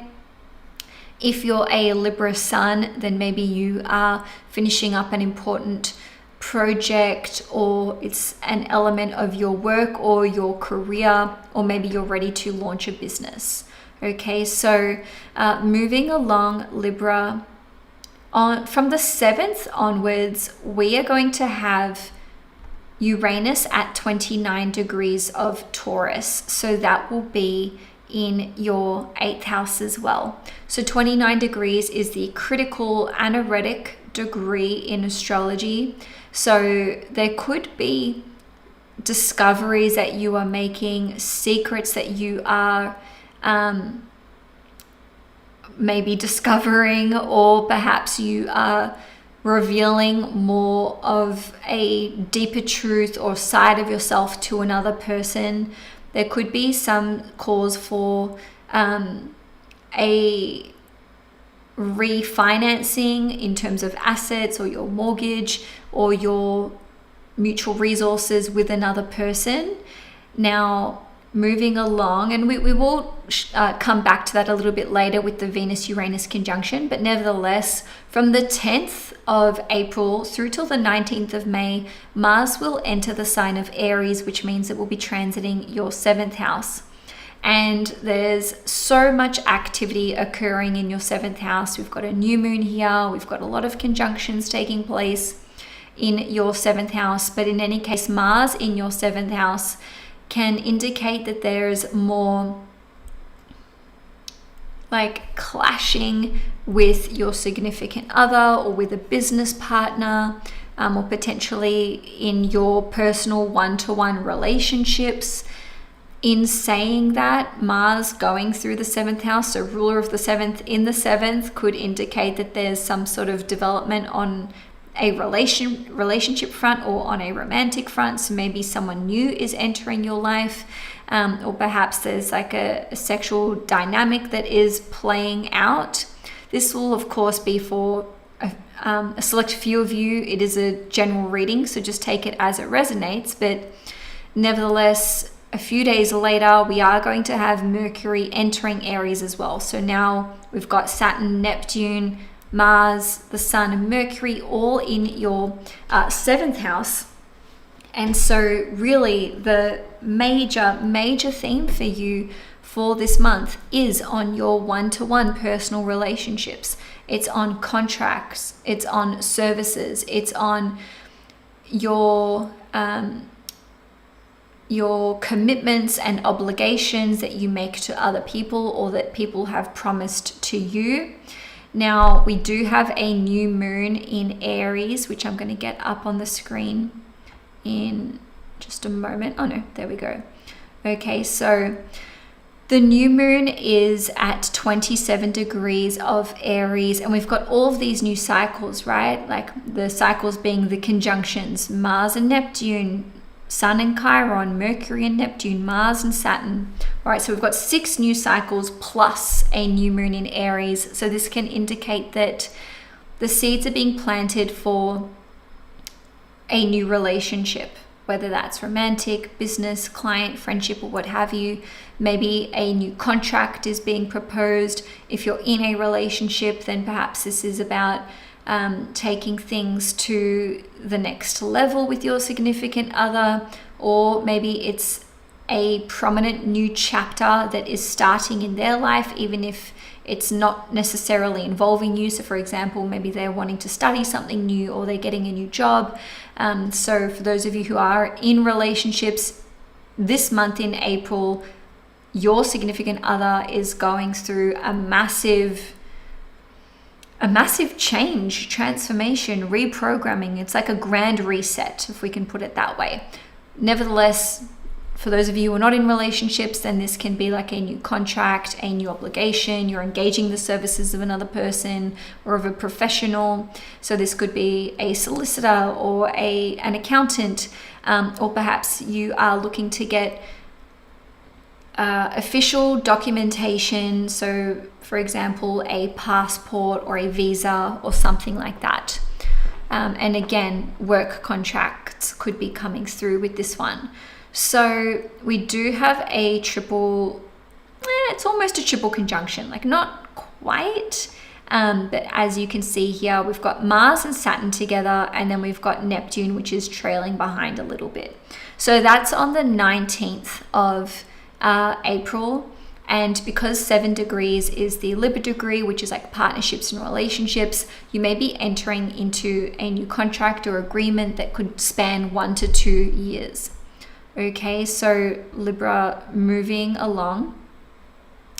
We will have the Sun entering Taurus on the 20th of April. So the Sun will be together with Venus and Uranus in your 8th house. So again, there is this focus on your mutual resources, but what it's doing is it's somewhat taking a bit of the pressure off of your personal one-to-one relationships. Okay, so whether that is again, a significant other, a business partner, client dynamics and obligations, and so on and so forth.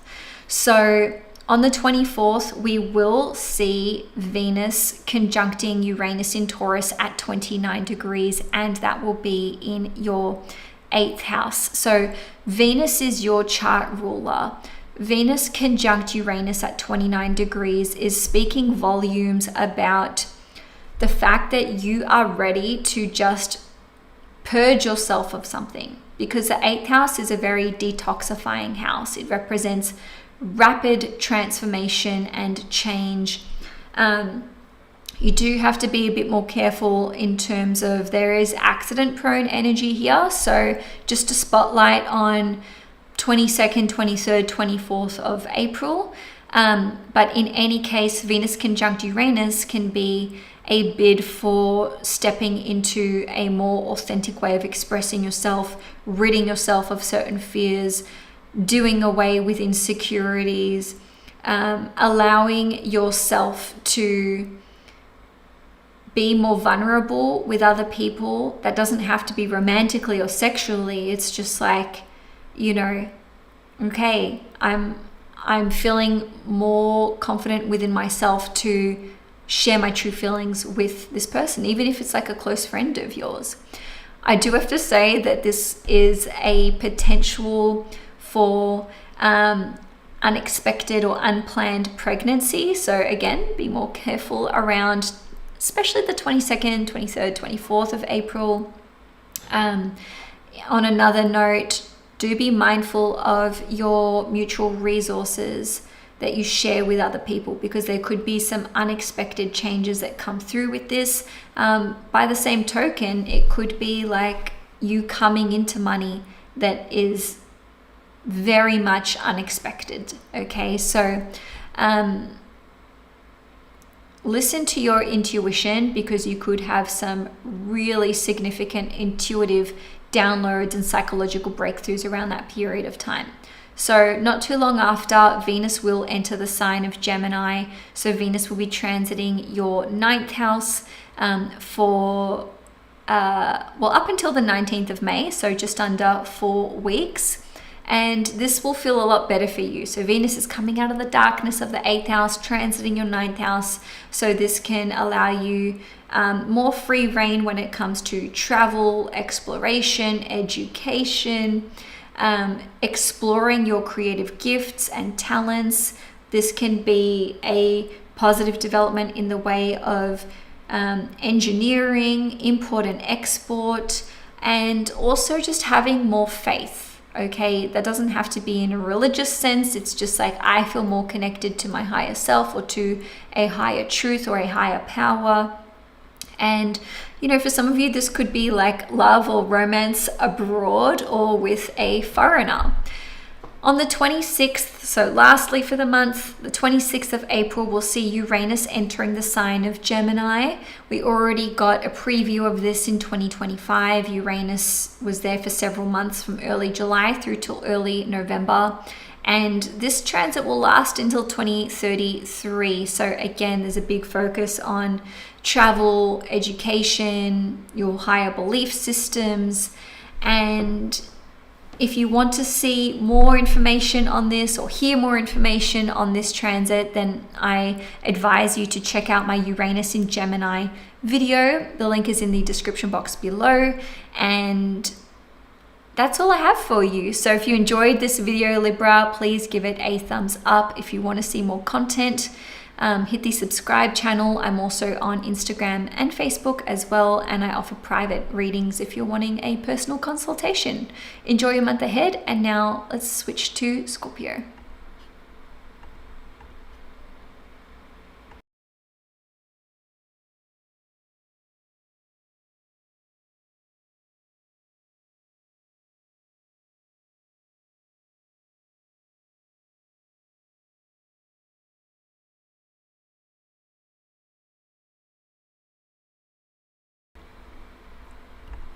Hi, Scorpio Sun, Moon and Risings. Welcome to your April forecast. Let's talk about the overall themes for the month, some potential obstacles that you may encounter, and then the blessings of the month ahead. So, themes for the month, there's very much a big focus for you on your work, life admin tasks, health, physical exercise, and also relationships. Reason being, your 6th house is very activated, and so is your 7th house.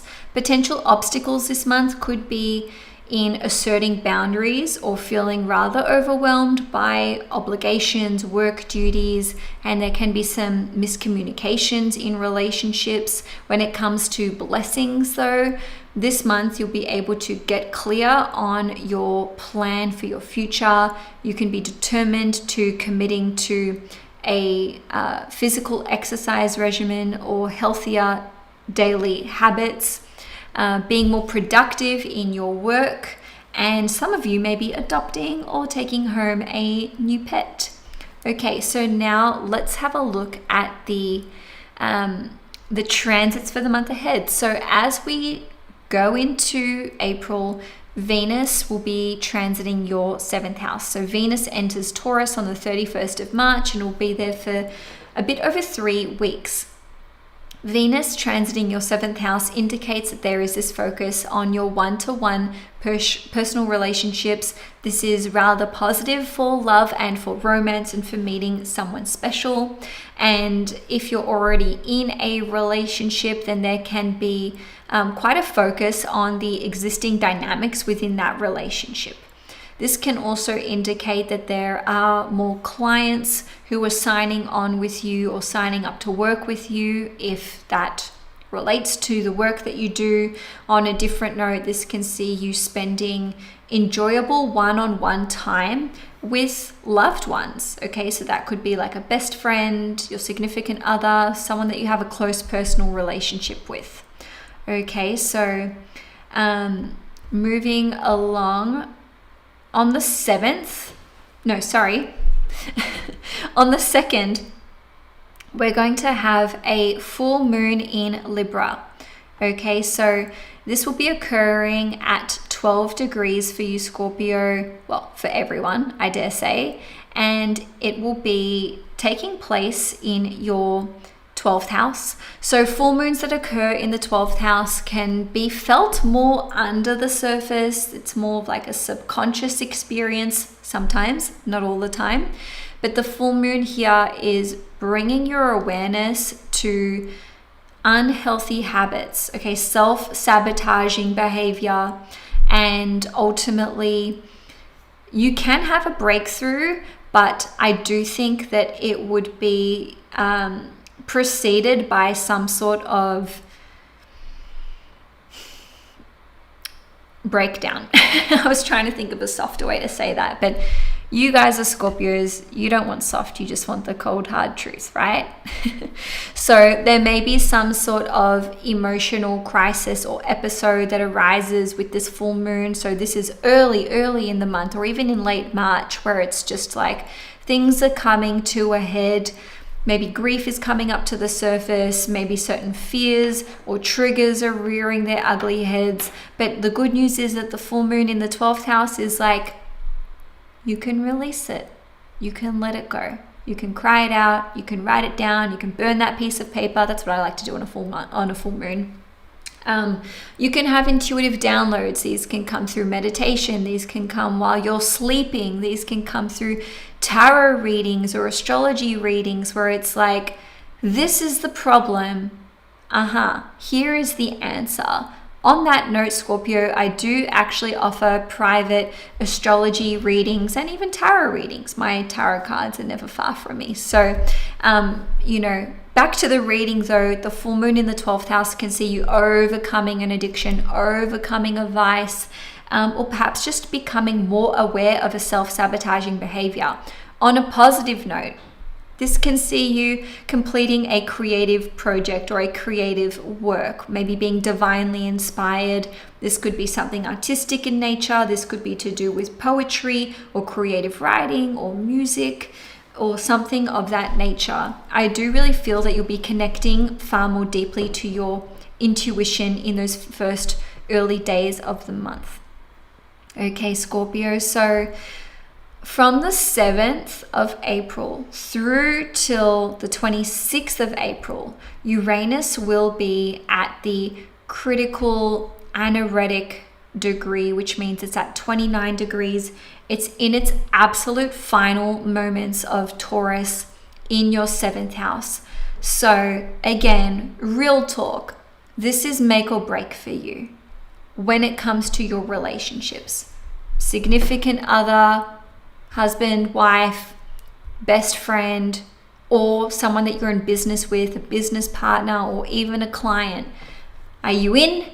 Are you out? Is this aligned or is it not? Okay, so there can be a real shift in relationship dynamics. It does not mean that every Scorpio has to have a relationship end. It really doesn't. It can play out as peak trigger, crisis, communication breakdown, or blowout, or even like it could come through as just an abrupt intuitive download. Oh my God, why was I triggered by that? Oh, it's that thing that happened to me when I was 4. I'm letting this go. I have awareness. I've like directed my conscious attention to it, and now it's not a problem for us anymore. Okay, so there can be like a rapid shifting in the programming of how you react, relate, and experience your one-to-one relationships. Okay, so on a different note, for those of you who are in relationships already with other people, this can indicate that maybe they're going through something, even if it has nothing to do with you. Maybe it's like a work thing or a family thing, or like a an insecurity that they're working on or that they're working through. In any case, just be on the lookout. From about the 7th till the 26th of April, people in your one-to-one relationships may be acting unpredictably, out of character. Okay, so, sorry, let me put my phone on silent.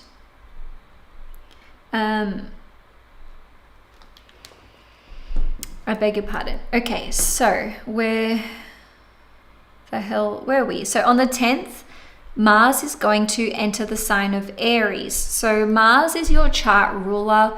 Every time it changes signs, houses, makes aspects, this represents you and what is happening to you, okay, and where your attention and where your energy is going.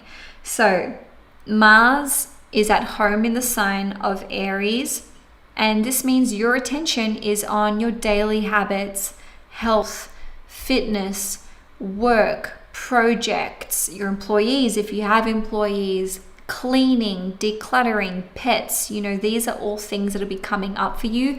Mars loves to be in the 6th house. It's its favorite house, okay, according to ancient astrology. So Mars performs very, very well here. So from the 10th of April through till even the 19th of May, you'll be very productive. You'll be very work-oriented. You'll be very capable of overcoming or saying goodbye to health habits and routines that do not serve you, that are not for your best and your highest good. Okay, it does have to be said that if you have employees, maybe you're riding them and you're just like, why aren't you working harder? Okay, things can come to a head here over this, several week period where you may have to let go of some people. So that's another way that can play out. Pets, if you have pets, can be more aggravated or antsy around this time. It has to be said that, with Mars going through the 6th house, you are more prone to like accidents that involve animals. So for example, like dog biting you, cat scratching you, like injuries that are sustained through animals, like domestic pets more so. Okay, so that's a pretty niche interpretation. Just take it as it resonates, Scorpio. Moving along, right? We've got Mars conjunct Neptune at 2 degrees Aries. So that's in your 6th house. So this can see you possibly having some large expenses that need to be taken care of. Maybe you'll be contesting a fine or a penalty, because 2 degrees is the Taurus degree. I'm not going to go through every single conjunction because there's like 6 happening this month, but because Mars is your chart ruler, having it conjunct Neptune means that from the 10th through till about, I want to say the 14th or the 15th, especially the 13th, energy levels can be lower. Okay, Mars conjunct Neptune can be like just coming down with a cold, coming down with a fever. I have to call in work. I'm not available. I'm not feeling well. Okay, obviously, knock on wood, I don't wish that on any of you. But there are a couple of points this month, and I'll give you the other ones, where you'll need to take extra care of your nervous system and your health. Right. So on the 17th, we are going to have a new moon in Aries. So that will be occurring in your 6th house, and that will be occurring at 27 degrees, right? So the new moon in the 6th house indicates that yet another new beginning is taking place that relates to the 6th house. So this can be looking at adopting a pet, taking home a new pet, employing someone new, or maybe multiple people. This can be an exercise program or a health treatment that you are wanting to pursue or undergo. This can relate to a new health habit, or even just a daily routine. Maybe habit stacking is something that's coming into your life, or an important new process or system that needs to be implemented into if not the workplace for you, then perhaps your day-to-day comings and goings as it relates to productivity. Okay, so Scorpio, moving along. This was the other date I wanted to mention. We do have Mars, which is your chart ruler, conjunct Saturn. So this is the 19th/20th of April, depending where you live in the world. The 20th would be for those of you living in Australia.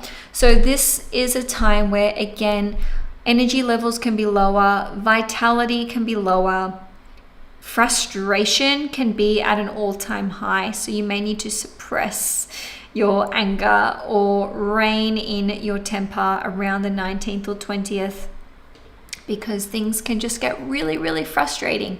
Not to mention the sun will be at 29 degrees Aries on the 20th of April. So that is another high level indicator for frustration levels being north through the roof. Okay, Scorpio. So On the 20th, the sun will enter the sign of Taurus. So now we've got Venus here, the sun, and also Uranus. So again, there is this big focus for you on your 7th house, which rules over one-to-one connections of all kinds.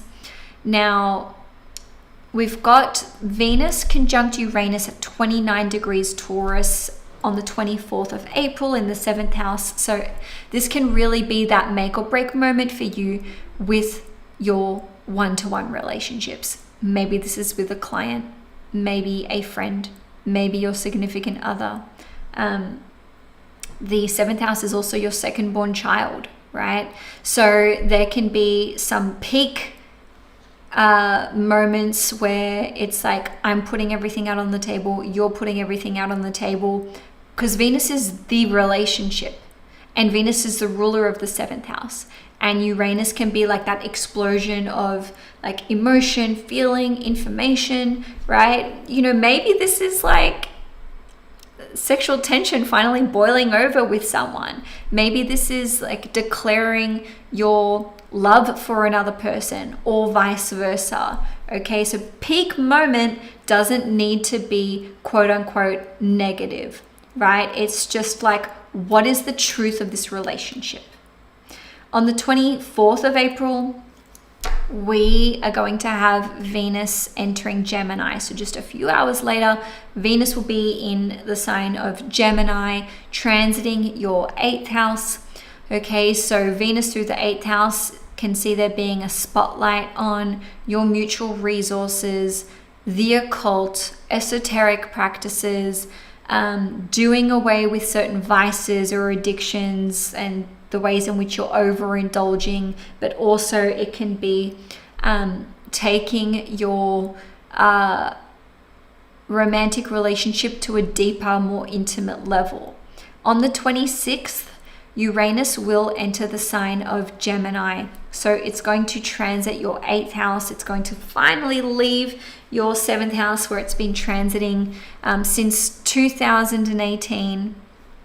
And so this can offer you a lot more stability to your one-to-one relationships or your romantic relationship or your marriage. Okay, if there's been issues here, things come to a head in April, and then by the end of April, it's like, we know where we're going now.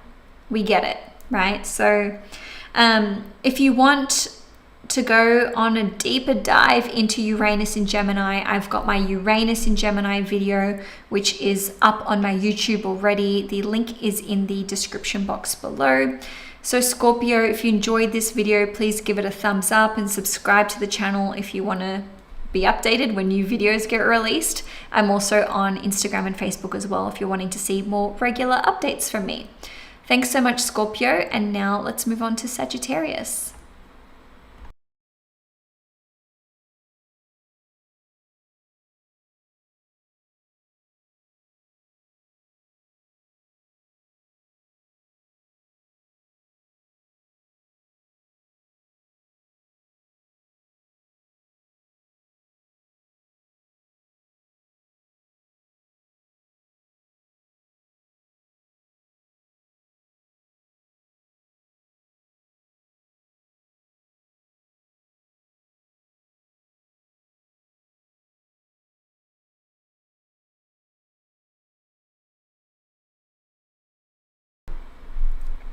Hi Sagittarius, Sun, Moon and Risings, welcome to your April forecast.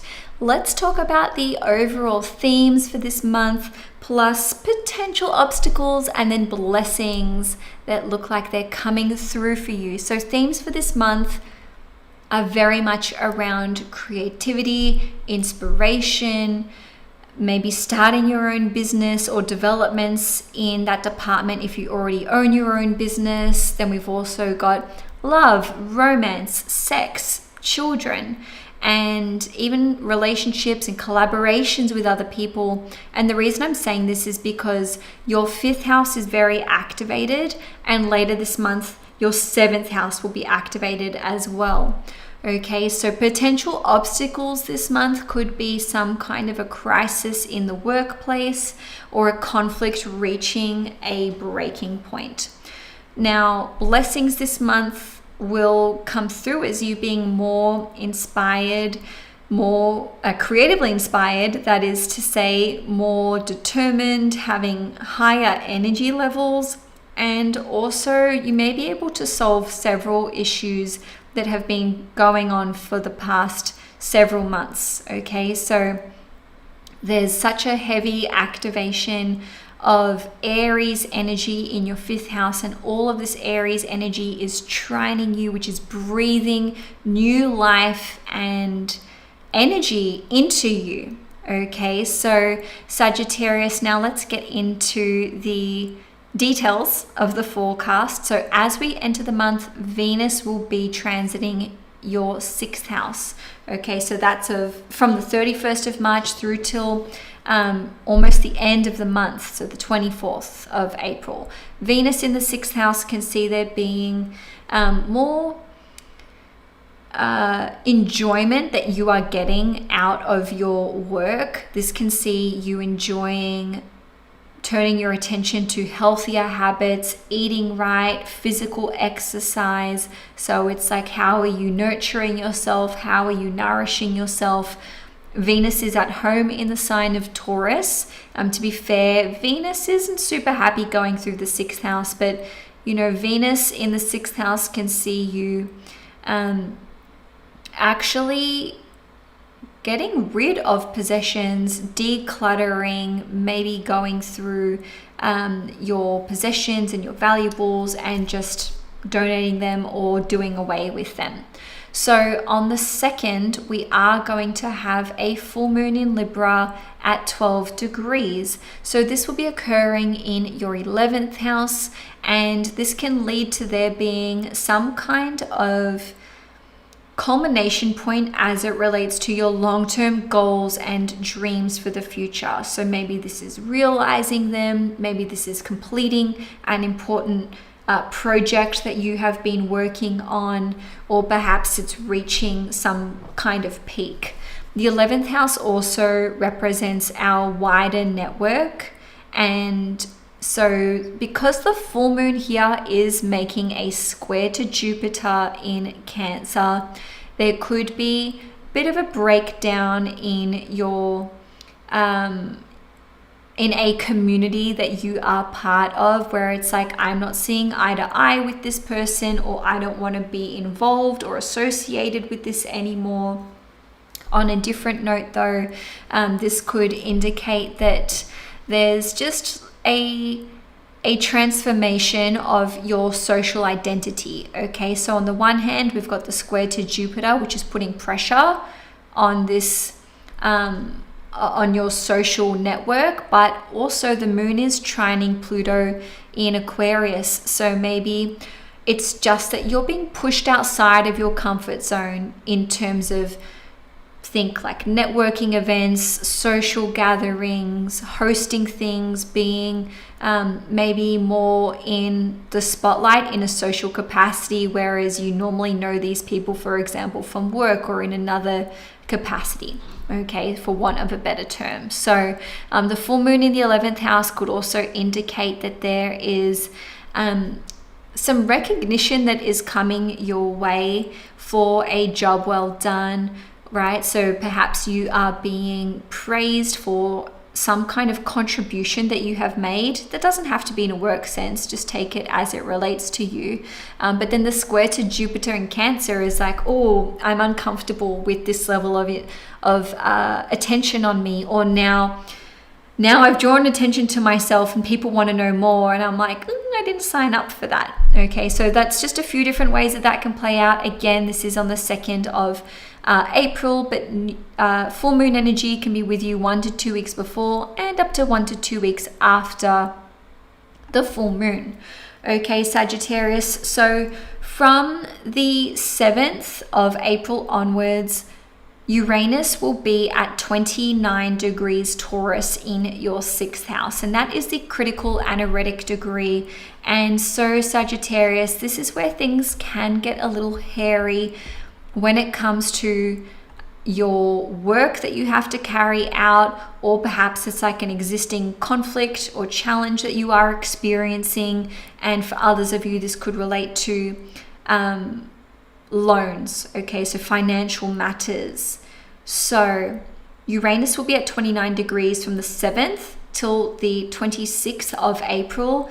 And so things can start to be building up to a head. So just hold on to your center, ground, reach out to people if you need additional support. Just remember, Venus is here as well to support you.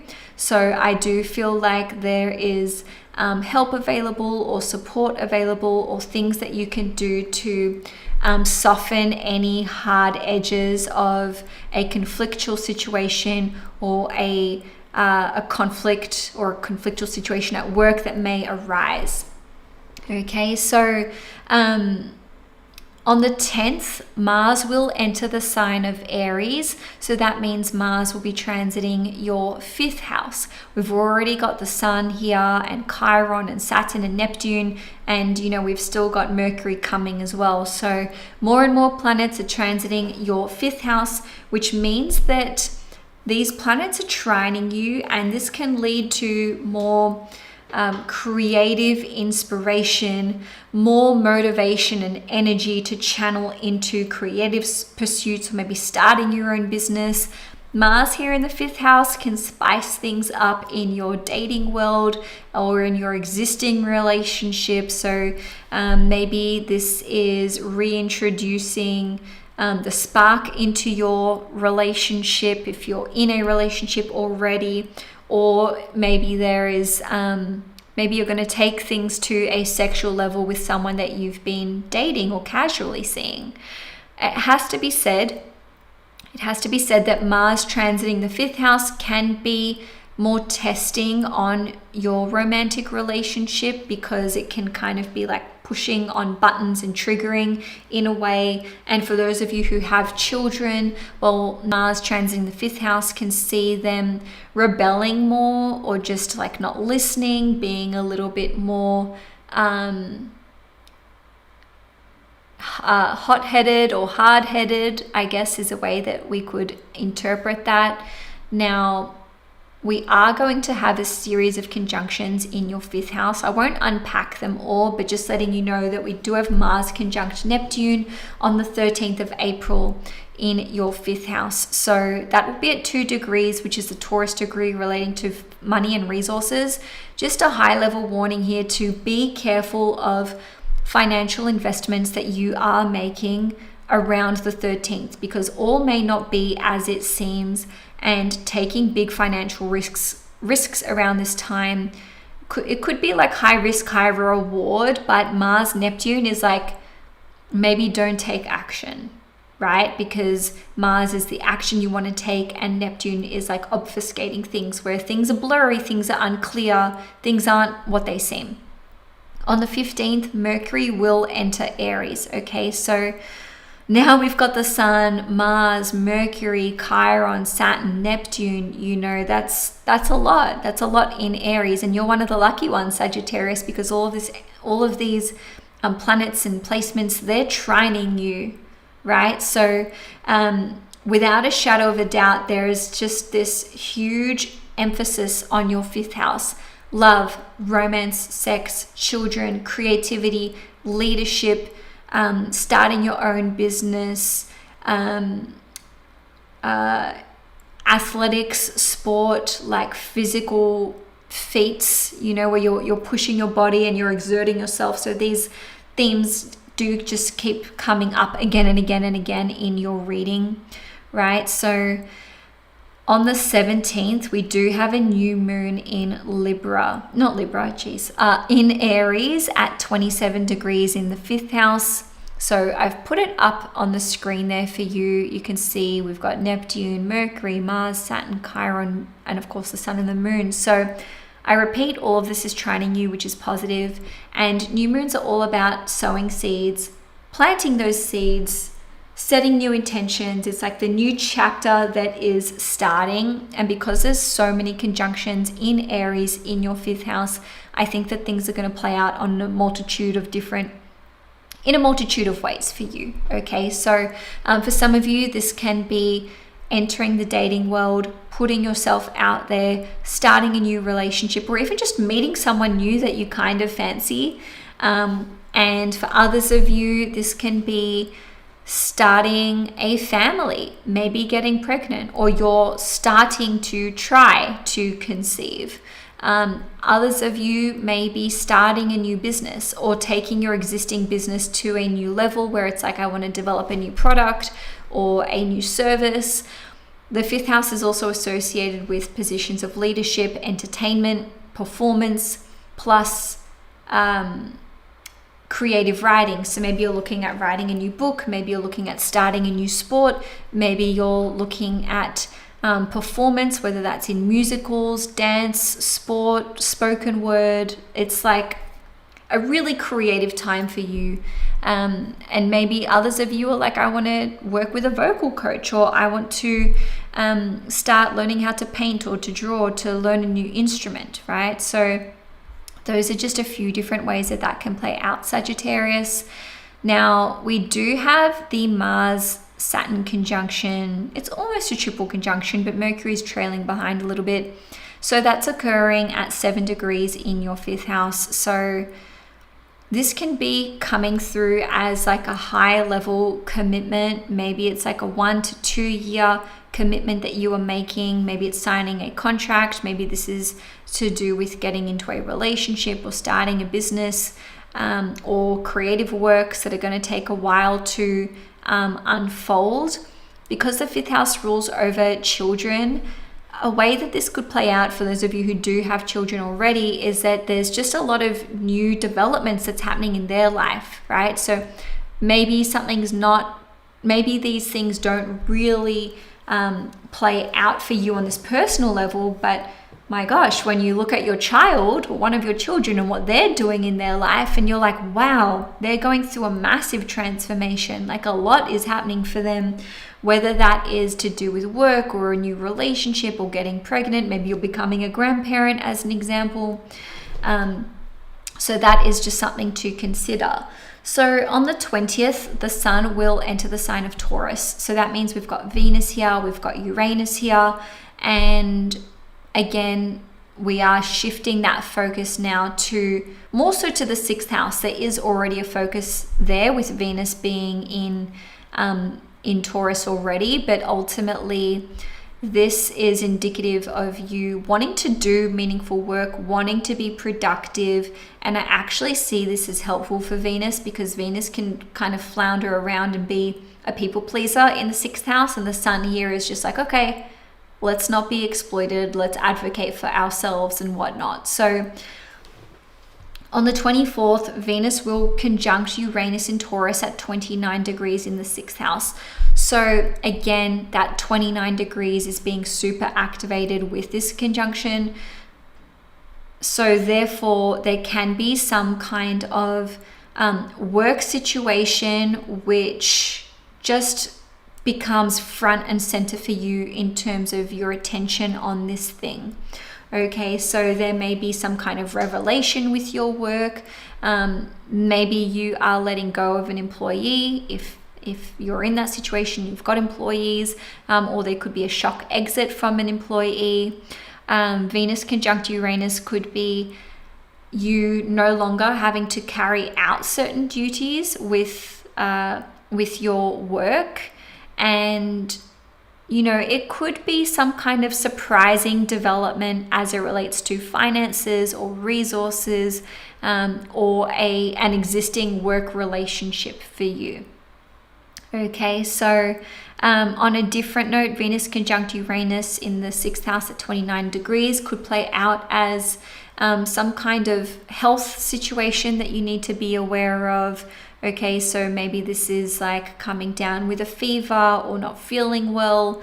So that is something that you just want to be mindful of, because the sixth house relates to health and Venus is the ruler of your sixth house. And so the conjunction to Uranus is like, it could be something that crops up that takes you out of action.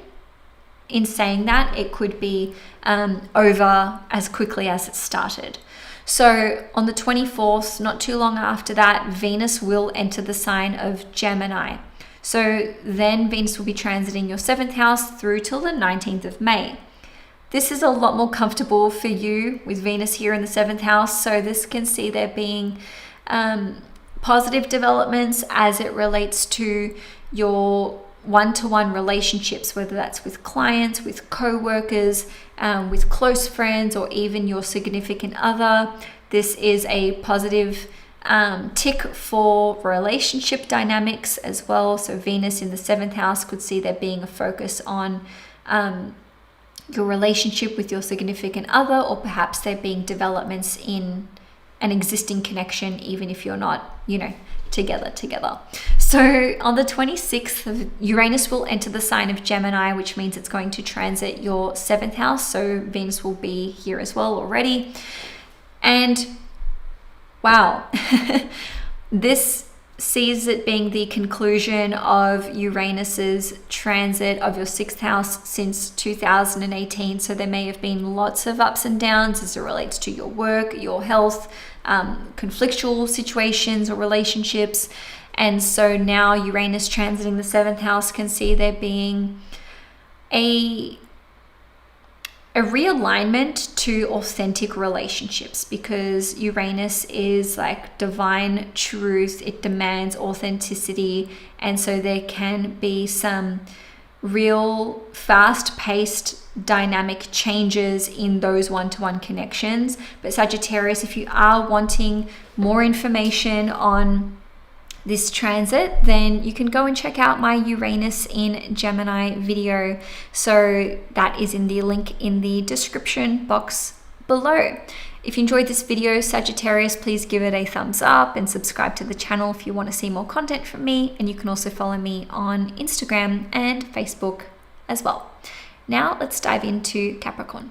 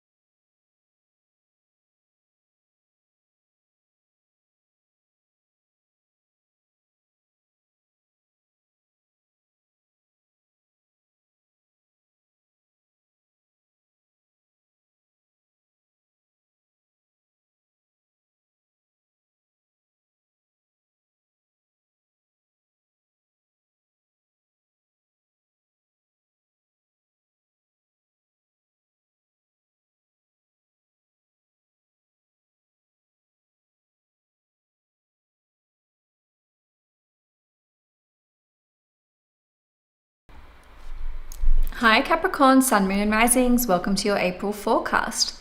So let's talk about the themes of this month, some potential obstacles, and then the blessings that you can expect. And then we'll get into the deep dive for the month ahead. So there is a really strong focus for you on your home life, your private life, your inner world, your property and your living situation, your family, dynamics with family members, and your personal and physical sense of security. Potential obstacles this month would be family dynamics, okay? Or feeling discontent with your property and your living situation, and at times possibly feeling emotionally ungrounded or unstable. The blessings that are coming through this month for you relate to being creatively inspired, love, romance, dating, and new projects at home, okay? And moving the needle forward as it relates to your family and living situation. So obviously there's a bit of push and pull energy there. So just a little note here that Jupiter in Cancer will traverse the degrees of 15 through till 18 degrees. So Capricorns who are between 15 and 18 will have that super strong activation to your 7th house, which can see there being expansion within your existing relationship dynamics. And Capricorns between about 2 and 8 degrees, you guys will be squared by Neptune and Saturn. So you will feel, I guess, the most quote unquote pressure when it relates to Capricorns in general. So we can say like the first 10 degrees or the first decan of Capricorn. So nevertheless, let's get into it. On the 31st of March, so just before the month begins, Venus will enter the sign of Taurus. So Venus will be transiting Taurus in your 5th house. So this is where we can see you being creatively inspired. This can see you experiencing changes in your dynamics with your children if you have children, or perhaps this is you putting yourself out there romantically speaking, or in terms of your existing relationship, then perhaps there's a focus or a sharpening of focus on the romantic side of your relationship or the passionate side of your relationship. Okay, so on the 2nd, we are going to see the full moon in Libra take place. So this will be occurring in your 10th house at 12 degrees. So when we have full moons in the 10th house, this is a time of high visibility, right? So whether that is you finishing off a creative project, getting a promotion, quitting a job, changing industries, launching a new business, launching a new service, the spotlight is on you with this Libra full moon. So just be mindful that your actions are very visible. And when I say that, it can be as simple as like, you know, you're walking down the street, you're holding your girlfriend's hand, and maybe things were on the down low, you didn't want to announce it yet, and someone sees you. You're just more visible when you have a full moon in the 10th house. So on a different note, this can be a shift in terms of your career trajectory or your life path, where you're realizing, yes, I want this, no, I don't want that. And so there can be an abrupt cutting of the cord on that level. On a different note, this can see there being a change in upper management in your workplace. So maybe a boss is walking away, or your manager is leaving, or there's an opportunity for you to fill someone else's shoes. On a different note though, this can be closure as it relates to government status, whether that's with citizenship, visas, permanent residency, even a legal matter, and so on and so forth. Or even a relationship status change could be reflected with this new full moon, in the 10th house, Capricorn. So from the 7th till the 26th, we will have Uranus in Taurus at 29 degrees, which is the critical anaretic degree in astrology. And so this will be in your 5th house. So this can see you feeling like you're hitting some kind of breaking point as it relates to potentially your creative works and pursuits, your business if you own your own business. This can see one of your children maybe acting out, or they're like on the precipice of some big change in their personal life, or perhaps you are feeling like you're getting to breaking point when it relates to your romantic life, your love life, and your dating world. And so you may feel like you're getting closer and closer to making significant changes in those departments. All right, so something to be mindful of is that Uranus at 29 degrees is trining you as a Capricorn. And so this can actually help to peel back layers of inauthenticity. Not saying that you're rocking around as fakes wearing some sort of facade, but it's more a case of, okay, this isn't a flaw, this thing that I've been super perfectionistic about, like I can just be me and it's chill, like nothing bad is going to happen. Okay, so there may be some moments where the inner critic arises, especially as it relates to having fun, letting loose, being your authentic self, and it's just time to, I guess, do away with those hang-ups.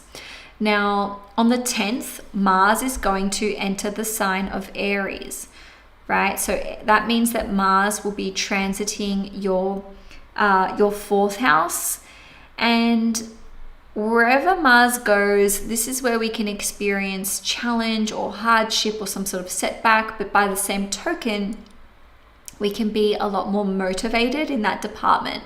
So Mars transiting your 4th house until the 19th of May could see there being flare-ups in terms of your relationship dynamics with family members, whether that's parents, children, or perhaps your significant other, like anyone that you live with. So maybe that's a spouse, maybe that's even like a housemate or a friend. Okay, so it's like tension in the home. That is how I can describe it to you. On a different note, Mars transiting the 4th house can see you really wanting to actively pursue renovating the home, making changes, using machinery, wanting to maybe erect a garage, or using like power tools and that kind of thing. But there is a heightened chance of injury when working from the home in those capacities. So just be careful when using any kind of tools, machinery, or even like using knives in the kitchen. Just be careful with that one.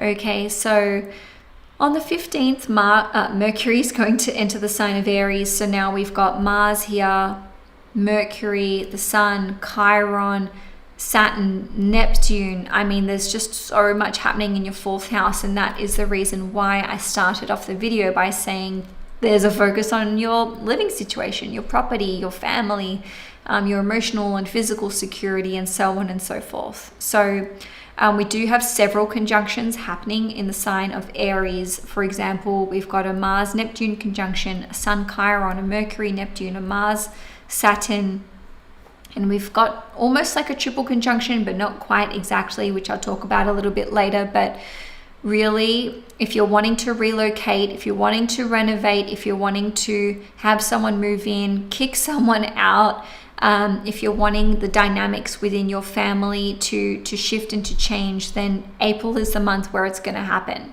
right? So we do have a new moon in Aries, which I'll put up on the screen for you. There's the chart there. That is on the 17th. So it is the day after the Mercury-Neptune conjunction and the Sun-Chiron conjunction. Ultimately, new moon, new me, right? New moons indicate a time where you're setting intentions or you're planting the seeds. And by the way, this doesn't have to be conscious. Not everyone is sitting down with a pen and paper like I am every new moon and writing down intentions. It's just like, what's this new beginning that I'm observing in my life?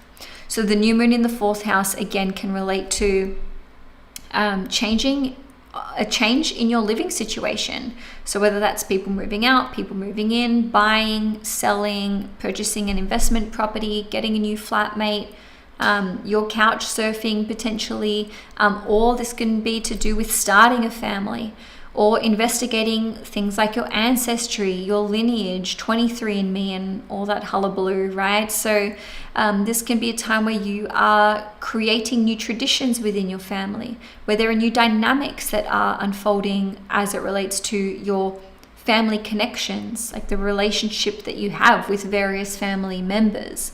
So this can be a time where you are wanting to discover maybe long lost connections, especially with Neptune here as well, where it's like, okay, you know, I was separated from this person at birth, or I want to get in touch with this auntie who lives across the world. So there can just be this intense focus on your roots, your lineage, where you came from, your parents' background, your grandparents' background, or it's like the generations that are to come. So some of you may be starting a family, yes, but others of you may find out that you're becoming a grandparent, as an example. Or maybe you're looking at blending your families together. Maybe your significant other has children from a previous relationship, and so do you, and it's like, hey, should we move in together? Should we introduce the kids? You know, these are just a few different ways that this can play out. With the property and living piece, some of you may be initiating a build or a significant renovation, or flipping properties, or like an Airbnb service, a bed and breakfast, getting into the construction industry, property development, and so on and so forth. That's a really big piece for April at large, like not just the new moon in Aries, in saying that new moon energy and full moon energy can be with you 1 to 2 weeks before and 1 to 2 weeks after that lunation. Okay, Capricorn. So we've got I think I said I was going to show it to you. So here we are. Here's the Mars-Saturn conjunction at 7 degrees, Mercury trailing behind, not quite exact. In any case, the 7 degrees is the Libra degree. So this talks about contracts, agreements, paperwork, a one-to-one relationship, right? So around mid-month, or maybe even later in the month, you may be signing someone on to do important works to the house, or maybe this is to do with your agreement as it relates to your living situation. And maybe this is like, hey, I love you, want to move in together? Okay, I don't know, you can let me know. I can like feel a lot of you cringing right now. Okay, Capricorn. So on the 20th, the sun is going to enter the sign of Taurus. So the sun will be in your 5th house, trining you. Venus is here, of course. Uranus is also here, as you know. And so this can take a lot of the, well, not a lot, but this will take some of the pressure off of you, because now instead of squaring you, the sun is trining you, which is a lot more beneficial, helpful, easy to digest energy. Now on the 24th, we will see Venus conjunct Uranus in Taurus at 29 degrees in the 5th house. Okay, so just heralding back to what I said before about that 29 degree activation. So this is where we can see there being some sort of peak moment, conversation, experience, development as it relates to owning your own business, starting a family, your children, if you have children, dating and sex, so your love life, your sex life, or perhaps your connection with your significant other. Okay, so this is not the time to take enormous financial risks. Of course, I'm not qualified to give you financial advice, but just in terms of like Venus ruling over finances and resources, the 5th house is gambling and speculative investments, and Uranus is like shocking, unpredictable developments. Even though it's trining you, 29 degrees is a hectic degree that's not to be messed with. I should know because my sun is at 29 degrees Taurus. It's no joke. So if you're going to take a big financial risk, just be okay with whatever you're risking. Like if you don't get that money back, like make peace with that. Okay, Capricorn. So on the 24th, not too long after that conjunction, Venus will leave Taurus and it's going to enter the sign of Gemini. So it'll be transiting your 6th house till the 19th of May. Venus through the 6th house can see you enjoying the work that you're doing, enjoying the mundane tasks, the life admin work. In saying that, Venus isn't super happy in the 6th house. So this can see you maybe feeling like there's not as much time for you to enjoy the little pleasures and luxuries that you do allow yourself, which I know Capricorns run a tight ship. But in any case, Venus in the 6th house could lead to like love or romance in the office, enjoying time with pets, maybe enjoying learning, or maybe just focusing on nourishing yourself in terms of your diet, supplements, nutrition, and taking care of your body physically speaking. On the 26th, so lastly for the month, Uranus will enter the sign of Gemini, and we already got a little preview of this last year from about early July through till early November. This transit will run until 2033. Okay, so 7 years of Uranus going through the 6th house. So this can really play around, I want to say wreak havoc actually, on your like tight schedule, but maybe you're ready for that, you know, with Uranus going through the 6th house. So it could be like instead of a 9 to 5 or like a tightly regimented schedule, Uranus is here to shake things up. Maybe you'll be working remotely, working for yourself, setting your own hours, or you're on call, for example. Uranus entering the 6th house will surely change up your day-to-day habits.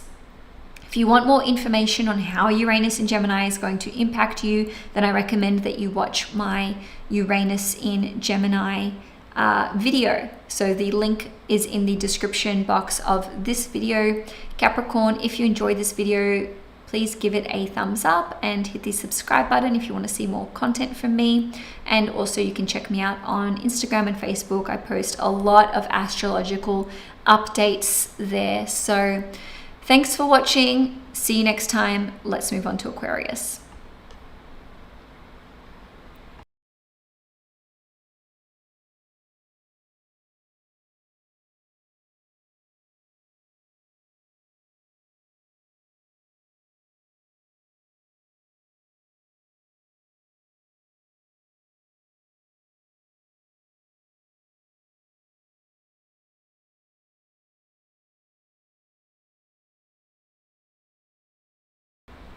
Hi Aquarius, Sun, Moon and Risings, welcome to your April forecast.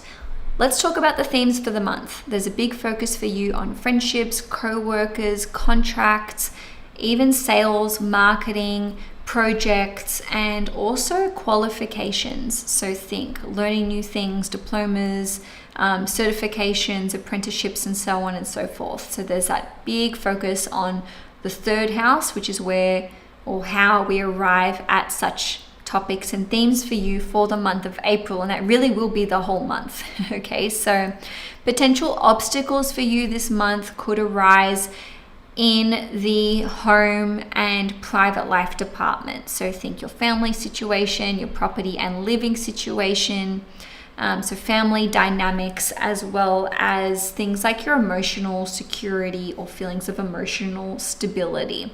Reason being that Uranus is finishing up through its 4th house for you, where it's been since 2018. So a major cycle chapter is coming to a close for you literally this month.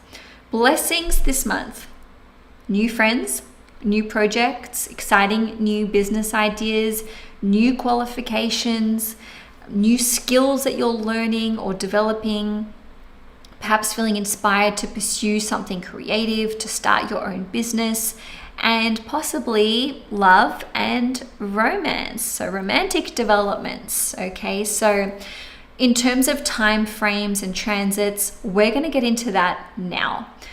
Venus enters Taurus on the 31st of March. So that means that as we enter April, Venus is already firmly in your 4th house, where it will transit for about 3.5 weeks.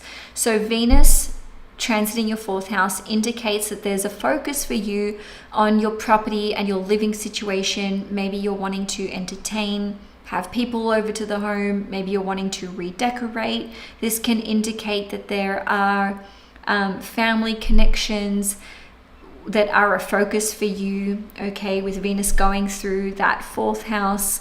And then we've got a full moon taking place in Libra at 12 degrees in your 9th house. So that will be on the 2nd. So I'll put that up on the screen so that you can have a look. The full moon's at 12 degrees in the 9th house, which means that it is trining you. So full moons are all about a chapter coming to a close, something reaching a culmination point, or things being revealed. So it can really bring through clarity for us, especially with situations that have just been eluding us somehow, or we haven't been able to get to the bottom of it. So fortunately for you, like I said, it is trining you. And from the 9th house, this is going to relate to one or more of the following: travel, higher education, your belief systems, faith, legal matters, import, export, publishing, teachers, guides, gurus, and so on and so forth. So the full moon in the 9th house for some of you could indicate that you are completing an education course or program. Maybe you are having the opportunity to give a public speech or to teach. For others of you, this could indicate that you are having a breakthrough with a coach or a trainer or some kind of teacher. It doesn't have to be like a school teacher or a university professor. The 9th house rules over coaches and guides of all kinds. So there could be some kind of aha moment or eureka moment for you. On a different note, this could be your own downloads that you have for yourself, right? The full moon is squaring Jupiter in Cancer. Okay, so this is kind of a stressful aspect. It is a stressful aspect, but the thing is, Jupiter is still the greater benefic in astrology, and Jupiter is exalted in Cancer. So to me, this indicates that there's some kind of uncomfortable situation or scenario that is actually the catalyst for growth and expansion for you. And, you know, for you guys, Cancer falls in your 6th house. So maybe this is to do with work or with conflict or your daily habits or routines. And it's like, okay, I've identified what is not serving me anymore. And so, you know, this is leading to a breakthrough moment, just as an example. Okay, the full moon in the 9th house could indicate that you are having your hope or your faith in a situation be renewed. On a different note, some of you could see there being like a peak moment with a legal matter or a court case, but the full moon here could actually bring something to a close for you. So maybe there's an element of finality. And also the full moon in the 9th house could indicate that there is opportunities for you to travel either interstate or abroad, but the square to Jupiter is like, oh, you know, maybe I have to travel for 40 hours, you know, hashtag Australia. Or perhaps you are having an experience while you are traveling that is really testing you and pushing you outside of your comfort zone. So these are just a few different ways that this can play out. Aquarius, take it as it resonates, of course. From the 7th of April onwards, Uranus, which is one of your chart rulers, will be at 29 degrees, the critical degree for a good couple of months, a good couple of weeks. So this is up until the 26th of April. So this is indicating that there is like a peak moment, or I dare say even a crisis, as it relates to either your property and your living situation or your family dynamics, or perhaps it's to do with your own sense of emotional security, or even like emotional stability or perhaps physical security. All right, so things may be coming to a head during that period of time, and it could play out as you need to find somewhere to relocate and it's crunch time, or you know that you're moving out but you've like maybe procrastinated, and so it's like, oh my god, I have so much to do, I have so much to organize to facilitate this move or this relocation process. Others of you may have to unceremoniously evict someone from your living quarters or from an investment property. I just want to give you guys a few different examples of how this can play out. Obviously, it's not going to relate to all of you or on every level. For others of you, you could just notice that someone in your family is like really going through it, and perhaps you just have to be that emotional support person from them. Or maybe you're like, I need to cut this person off. I need to cut this family member off. I need to distance myself, right? So there can be a rupture in the fabric of your family dynamic, okay? So I don't say that to, be a fearmongerer or to scare you guys. It's just something to be mindful of, and it'll only pertain to a select few of you. Okay, so moving along, on the 10th, Mars will enter the sign of Aries. So Mars will be transiting your third house in Aries through till the 19th of May. Mars in Aries can just see you in absolute go-go mode, where it's like, I want to learn this, I want to upskill, I'm talking to this client and that client, I'm wheeling, I'm dealing, I'm making contracts, I'm breaking contracts. Okay, so there's a lot of like busybody energy with Mars in Aries, where there can just be like rapid communications, fierce negotiations even. Perhaps you're having to break certain contracts or try and get out of certain arrangements or agreements that you had with other people. Mars transiting your third house can see you clashing with either friends, siblings, or even like neighbors, extended relatives like cousins, aunties, uncles, and so on and so forth. But best case scenario, Mars in the third house is like you have the courage to pursue your goals, to advance in your business, or with content creation, like telling the truth. Also, there's the ability to overcome a negative mindset, okay, especially if there's like a victim mindset, script or narrative running, then Mars in the third house is like, cut that out. We're not doing that anymore, right? So on the 15th, Mercury will enter the sign of Aries. So now we've got Mars, Sun, Mercury, Saturn, Neptune, Chiron. That's a lot of Aries energy.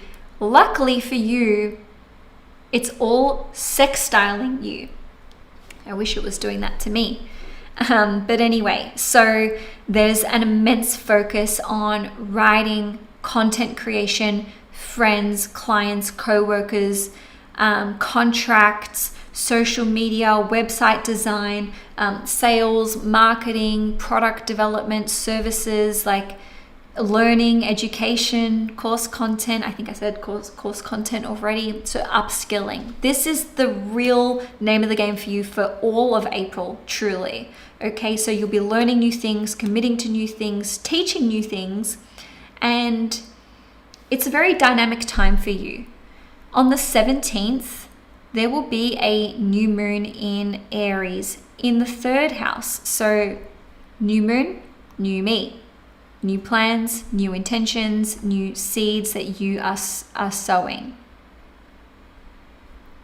Okay, so the new moon will take place at 27 degrees, and this is indicating that there's a new chapter that is occurring in your life in one or more of those aforementioned things. So maybe you're signing up for a new course, a new qualification, a new diploma, a new apprenticeship, maybe taking on an apprenticeship. Maybe you're wanting to start filming a new documentary, or start a podcast, or build a website, or start a social media platform or channel. entering a new friendship group, starting a new class, creating content, becoming a teacher. Like these are just a few ways that this can play out. Plus the third house is like your local community. So this is about you getting involved with your local neighborhood, with your local community. Okay, so take what applies to you and maybe let me know in the comment section below.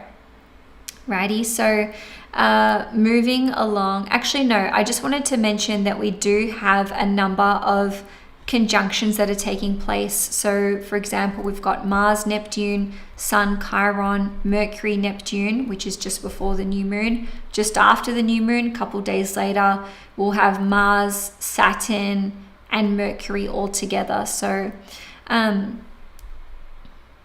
fact that we have 6 new cycles in Aries plus a new moon just goes to show how stacked your third house is and how much there is an emphasis on your local community, your friends, learning new things, learning new skills, and like personal development. And it's definitely like a business career orientated activation for you. All right, so I am going to show you quickly that triple conjunction. Well, it's not quite a triple conjunction. Saturn and Mars are exact, but Mercury is trailing along behind. So 7 degrees in the third house, maybe this is like working with a tutor, maybe going into business with another person, a new service that you want to offer, or you're engaging the services of another person. Saturn and Mars together is a new 2-year cycle that is forming. So it wouldn't surprise me if there's something that you are starting or committing to that has a 2-year long cycle or duration. To be fair, Mercury will also conjunct Saturn at 7 degrees and then Mars at 8 degrees. So maybe in that instance, there's like a 1-year duration. So 1 to 2 years, something new that you are starting in the month of April. Okay, Aquarius. So on the 20th, the sun is going to enter the sign of Taurus. And that means that the sun will be transiting your 4th house. So again, there is this attention that is being put onto your property and living situation, your private life, and there may be certain elements of your family life or your private like living circumstances that come to light or that are having to be divulged beyond the family unit. Okay, on the 24th, we will have Venus conjunct Uranus in Taurus at 29 degrees in your 4th house. So this is really like the potential peak moment for drama with a family member, even if it doesn't involve you. You know, maybe it's your sister and your mum, for example, or it's like someone that you live with, or a tenant, flatmate, or even your relationship with your children. It doesn't mean that something terrible is unfolding. It's just like something in this connection is just erupting. Like Uranus is like a volcano erupting. So it's like a person expressing themselves. Maybe it's something that they've held in for a long time, because that is, you know, peak Taurus culture. I'm a Taurus sun. And on a different note, it could be like an abrupt change in your living situation. Oh, we got the green light, we get to move out. I've got approval or a sponsorship to move abroad, move overseas quick. You know, we've got to hand in our notice or break lease or whatever. So there could just be an abrupt change of circumstances as it relates to either your property and living situation or family dynamics. Another way that could play out is like a surprise pregnancy, whether that's you, your significant other, or someone in your family, and you're like, you know, or maybe a family member is revealing something to you that you find to be quite surprising or unexpected. So not too long after that, Venus will enter the sign of Gemini. So Venus will transit your 5th house, which is very, very welcome. And that will be until the 19th of May. So this is positive for you, for love, for romance, for creativity, for dating, for like the passion and romance in your relationship, and even your relationship with your children if you have children. So that can you can really benefit from that, or your relationship with your children can benefit from that. Plus, you can just enjoy being more creative, more inspired. Maybe this is like a positive development as it relates to owning your own business or even starting your own business. And then lastly, on the 26th, we will have Uranus entering the sign of Gemini. Okay, so Uranus will be concluding its 8-year-long transit of your 4th house, where it has been wreaking havoc, because that's so destabilizing to the family unit, to your emotional stability, your physical sense of security. Or maybe it's just been like, I keep moving, you know, every couple of months or every few weeks, or like there's just been a lot of I guess, for want of a better term, movement as it relates to your living situation. So now Uranus transiting your 5th house and trining you is going to do wonders for coming unblocked. Creatively speaking, it can bring through more unusual dating opportunities or relationship dynamics. But in any case, Aquarius, if you want to know more about how this transit can impact you, then I suggest you check out my Uranus and Gemini video. The link is in the description box of this video below. Thanks, Aquarius. If you enjoyed this video, please do me a favor and give it a thumbs up. And if you want to see more content on this channel, then please hit the subscribe button. I'm also on Instagram and Facebook as well, so you can find me at Astrology. Enjoy your month ahead, and now let's get into the Pisces horoscope.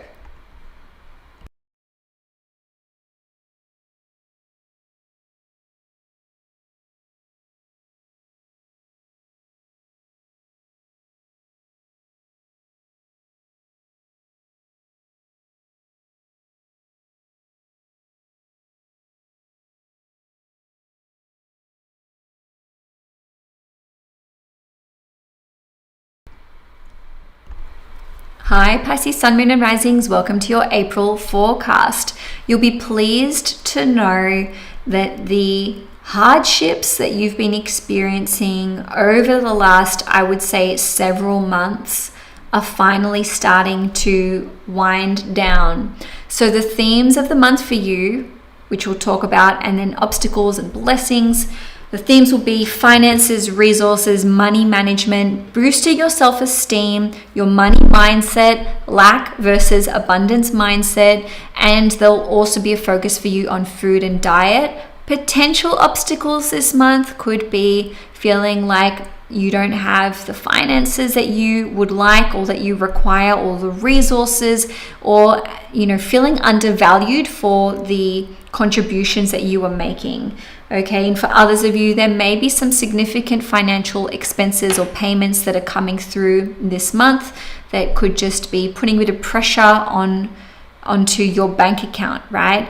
As far as blessings are concerned, well, first of all, Jupiter in Cancer is still trining you from your 5th house.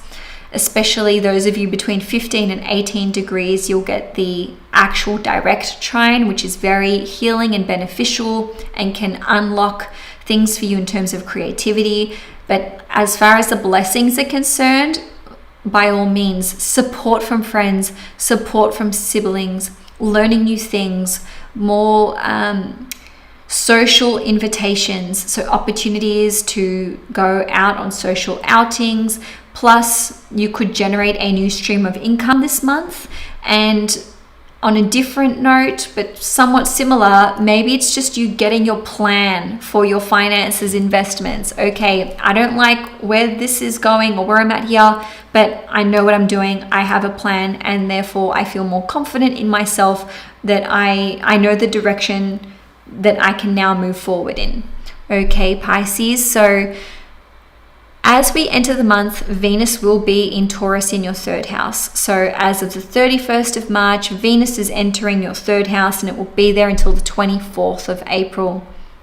Venus in the 3rd house can see you experiencing a lot more enjoyment and support from friends, potentially from siblings, but also Venus in the 3rd house can see you focusing on learning new things, skill development, qualifications, or even like creative projects that you're working on.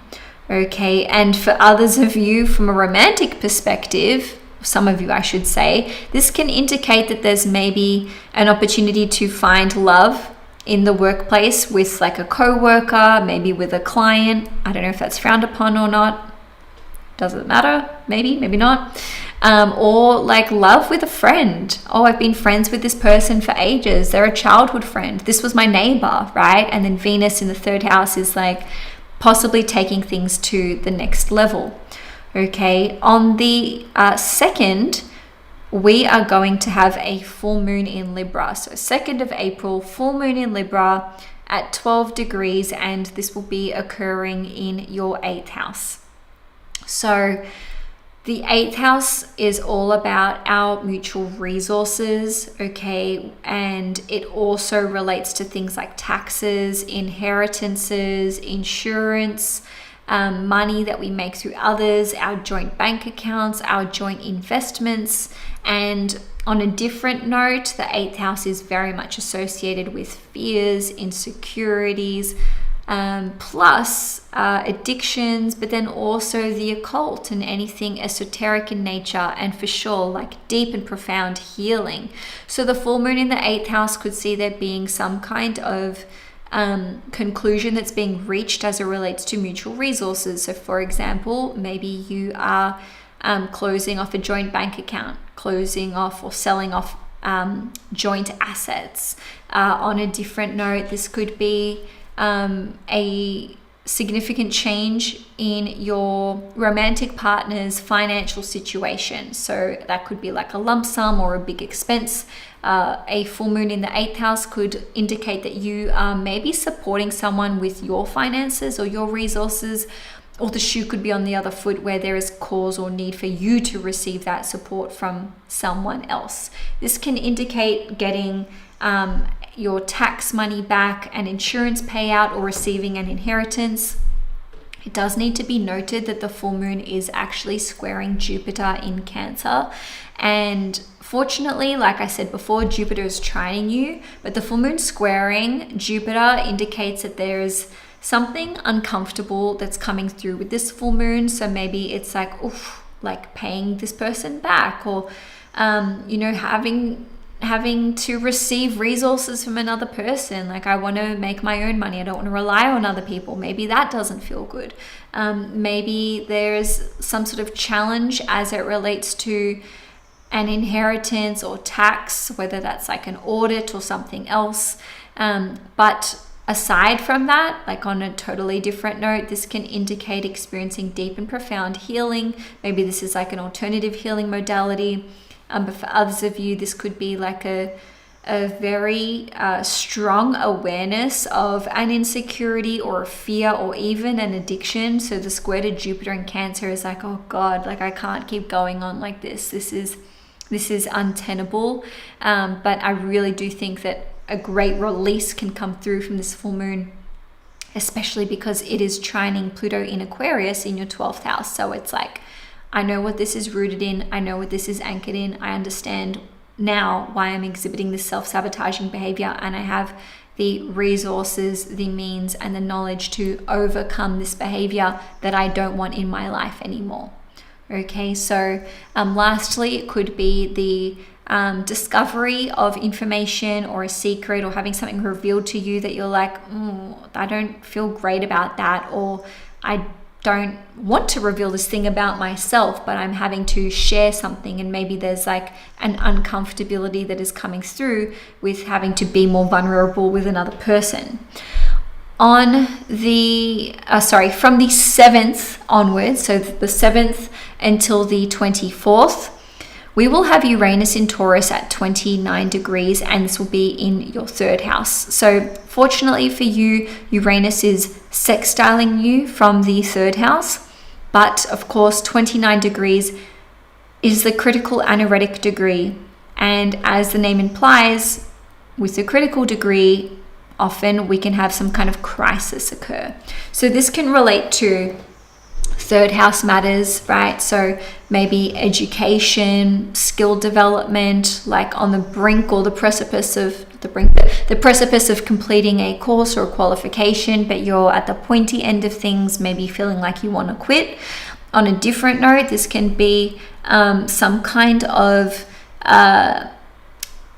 uncomfortable conversational breakdown that occurs with a friend, a sibling, maybe even an extended relative or a neighbor or perhaps a client.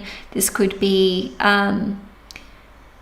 look, I'll come back to it later, especially when we have the Venus-Uranus conjunction, but I'm just parking that with you that from the 7th onwards, you do have to be more mindful of your personal communications, what you're saying online, what you said and to whom, because there may be some kind of revelation that comes through, especially as we progress throughout the month, or where potentially a person is just like, hey, you promised me this, like, why haven't you delivered, or whatever. Okay, so it's like coming to collect. So on the 10th, Mars will enter the sign of Aries, which means it will be transiting your 2nd house. And wherever Mars transits, this is where we're putting a lot of energy and willpower, like channeling it into that house. But I've noticed that Mars in the 2nd house can be a time where there are some significant expenses that come through. And, you know, maybe it's an investment, right? It doesn't have to be quote unquote negative. It's just like, oof, that one, I felt that in the bank account. Especially a few days later on the 13th, we'll have the Mars-Neptune conjunction in the 2nd house at 2 degrees, which is the Taurus degree.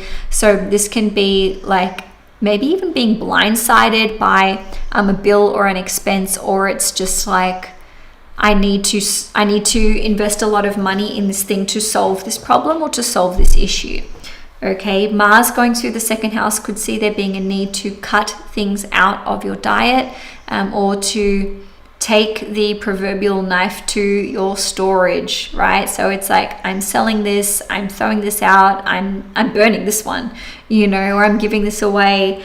So it's like a pretty ruthless clean out or clear out of your storage units or what you've got in your house. Okay, so on the 15th, Mercury will enter the sign of Aries. So now we've got Mars, the Sun, Mercury, Chiron, Saturn, Neptune, all in Aries, all in your 2nd house. And that's why I started off the month by saying there's such an immense focus on your 2nd house, your finances, your resources. But again, this also boils down to money management, money mindset, self-esteem, self-confidence. You know, what am I worth? What are my values, right? So these are things that can be tested and challenged and recalibrated and finessed.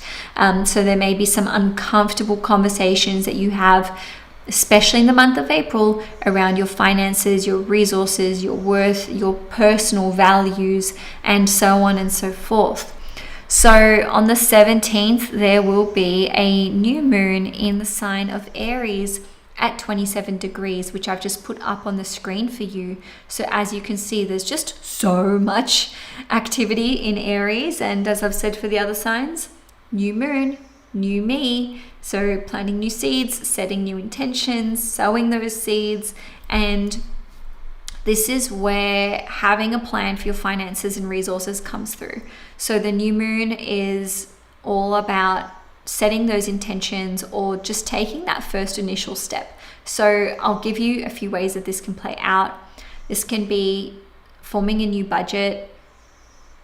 This can be generating a new stream of income. New ongoing expenses is another way that could play out. Purchasing a new asset, a new investment, or really working hard on your money mindset, like I said at the beginning. So identifying if you are operating from a lack mindset or an abundance mindset, and working really hard to elevate that in a more positive direction. The 2nd house, like I said, is very much related to food and diet and self-esteem and your personal values. So maybe this is understanding or desiring to start a new diet, not eating gluten anymore. I'm cutting down on sugar. I'm cutting this out of my my diet. The second house is also related to smoking as well, because you know the second house rules over the mouth, so this is things that you're putting in the mouth, smoking, you know, whatever form that takes, vapes or whatever.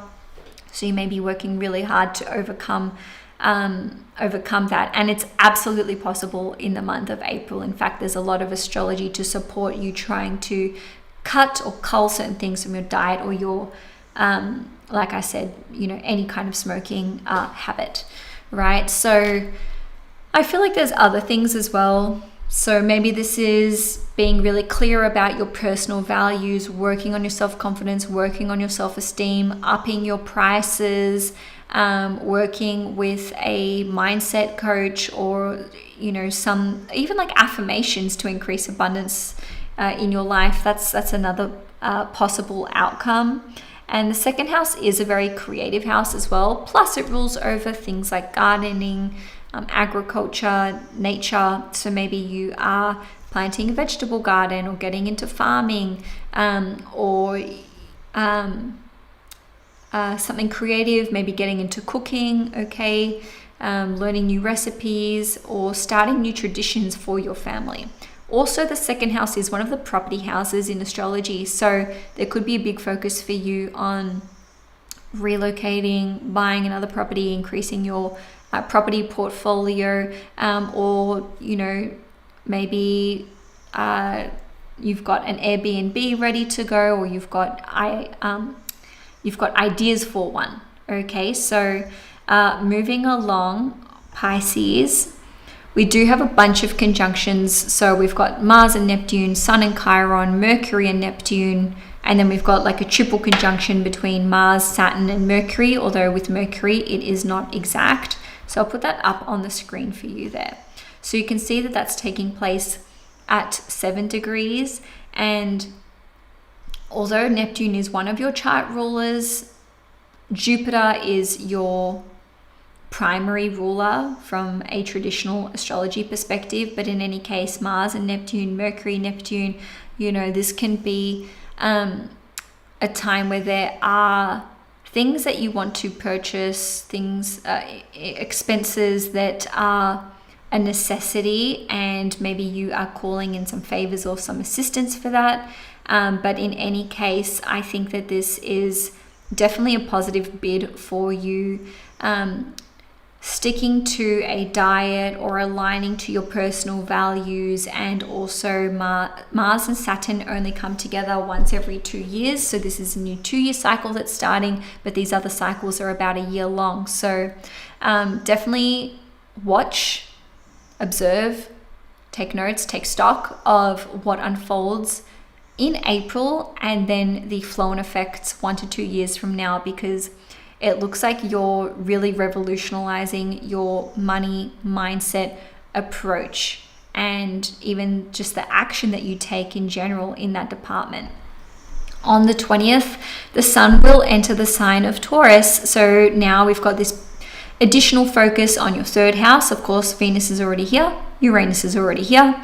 And so this can be a very creative time for you. This means that the sun is now sextiling you, so it is taking a bit of that pressure off of your personal finances and resources. In any case, on the 24th of April, Venus will form a conjunction with Uranus in Taurus in your third house at 29 degrees. So fortunately, I repeat, this is sextiling you, but you know, this can indicate there being a breakdown in communications with a sibling, with a friend, with a client, a co-worker, or possibly even a neighbor.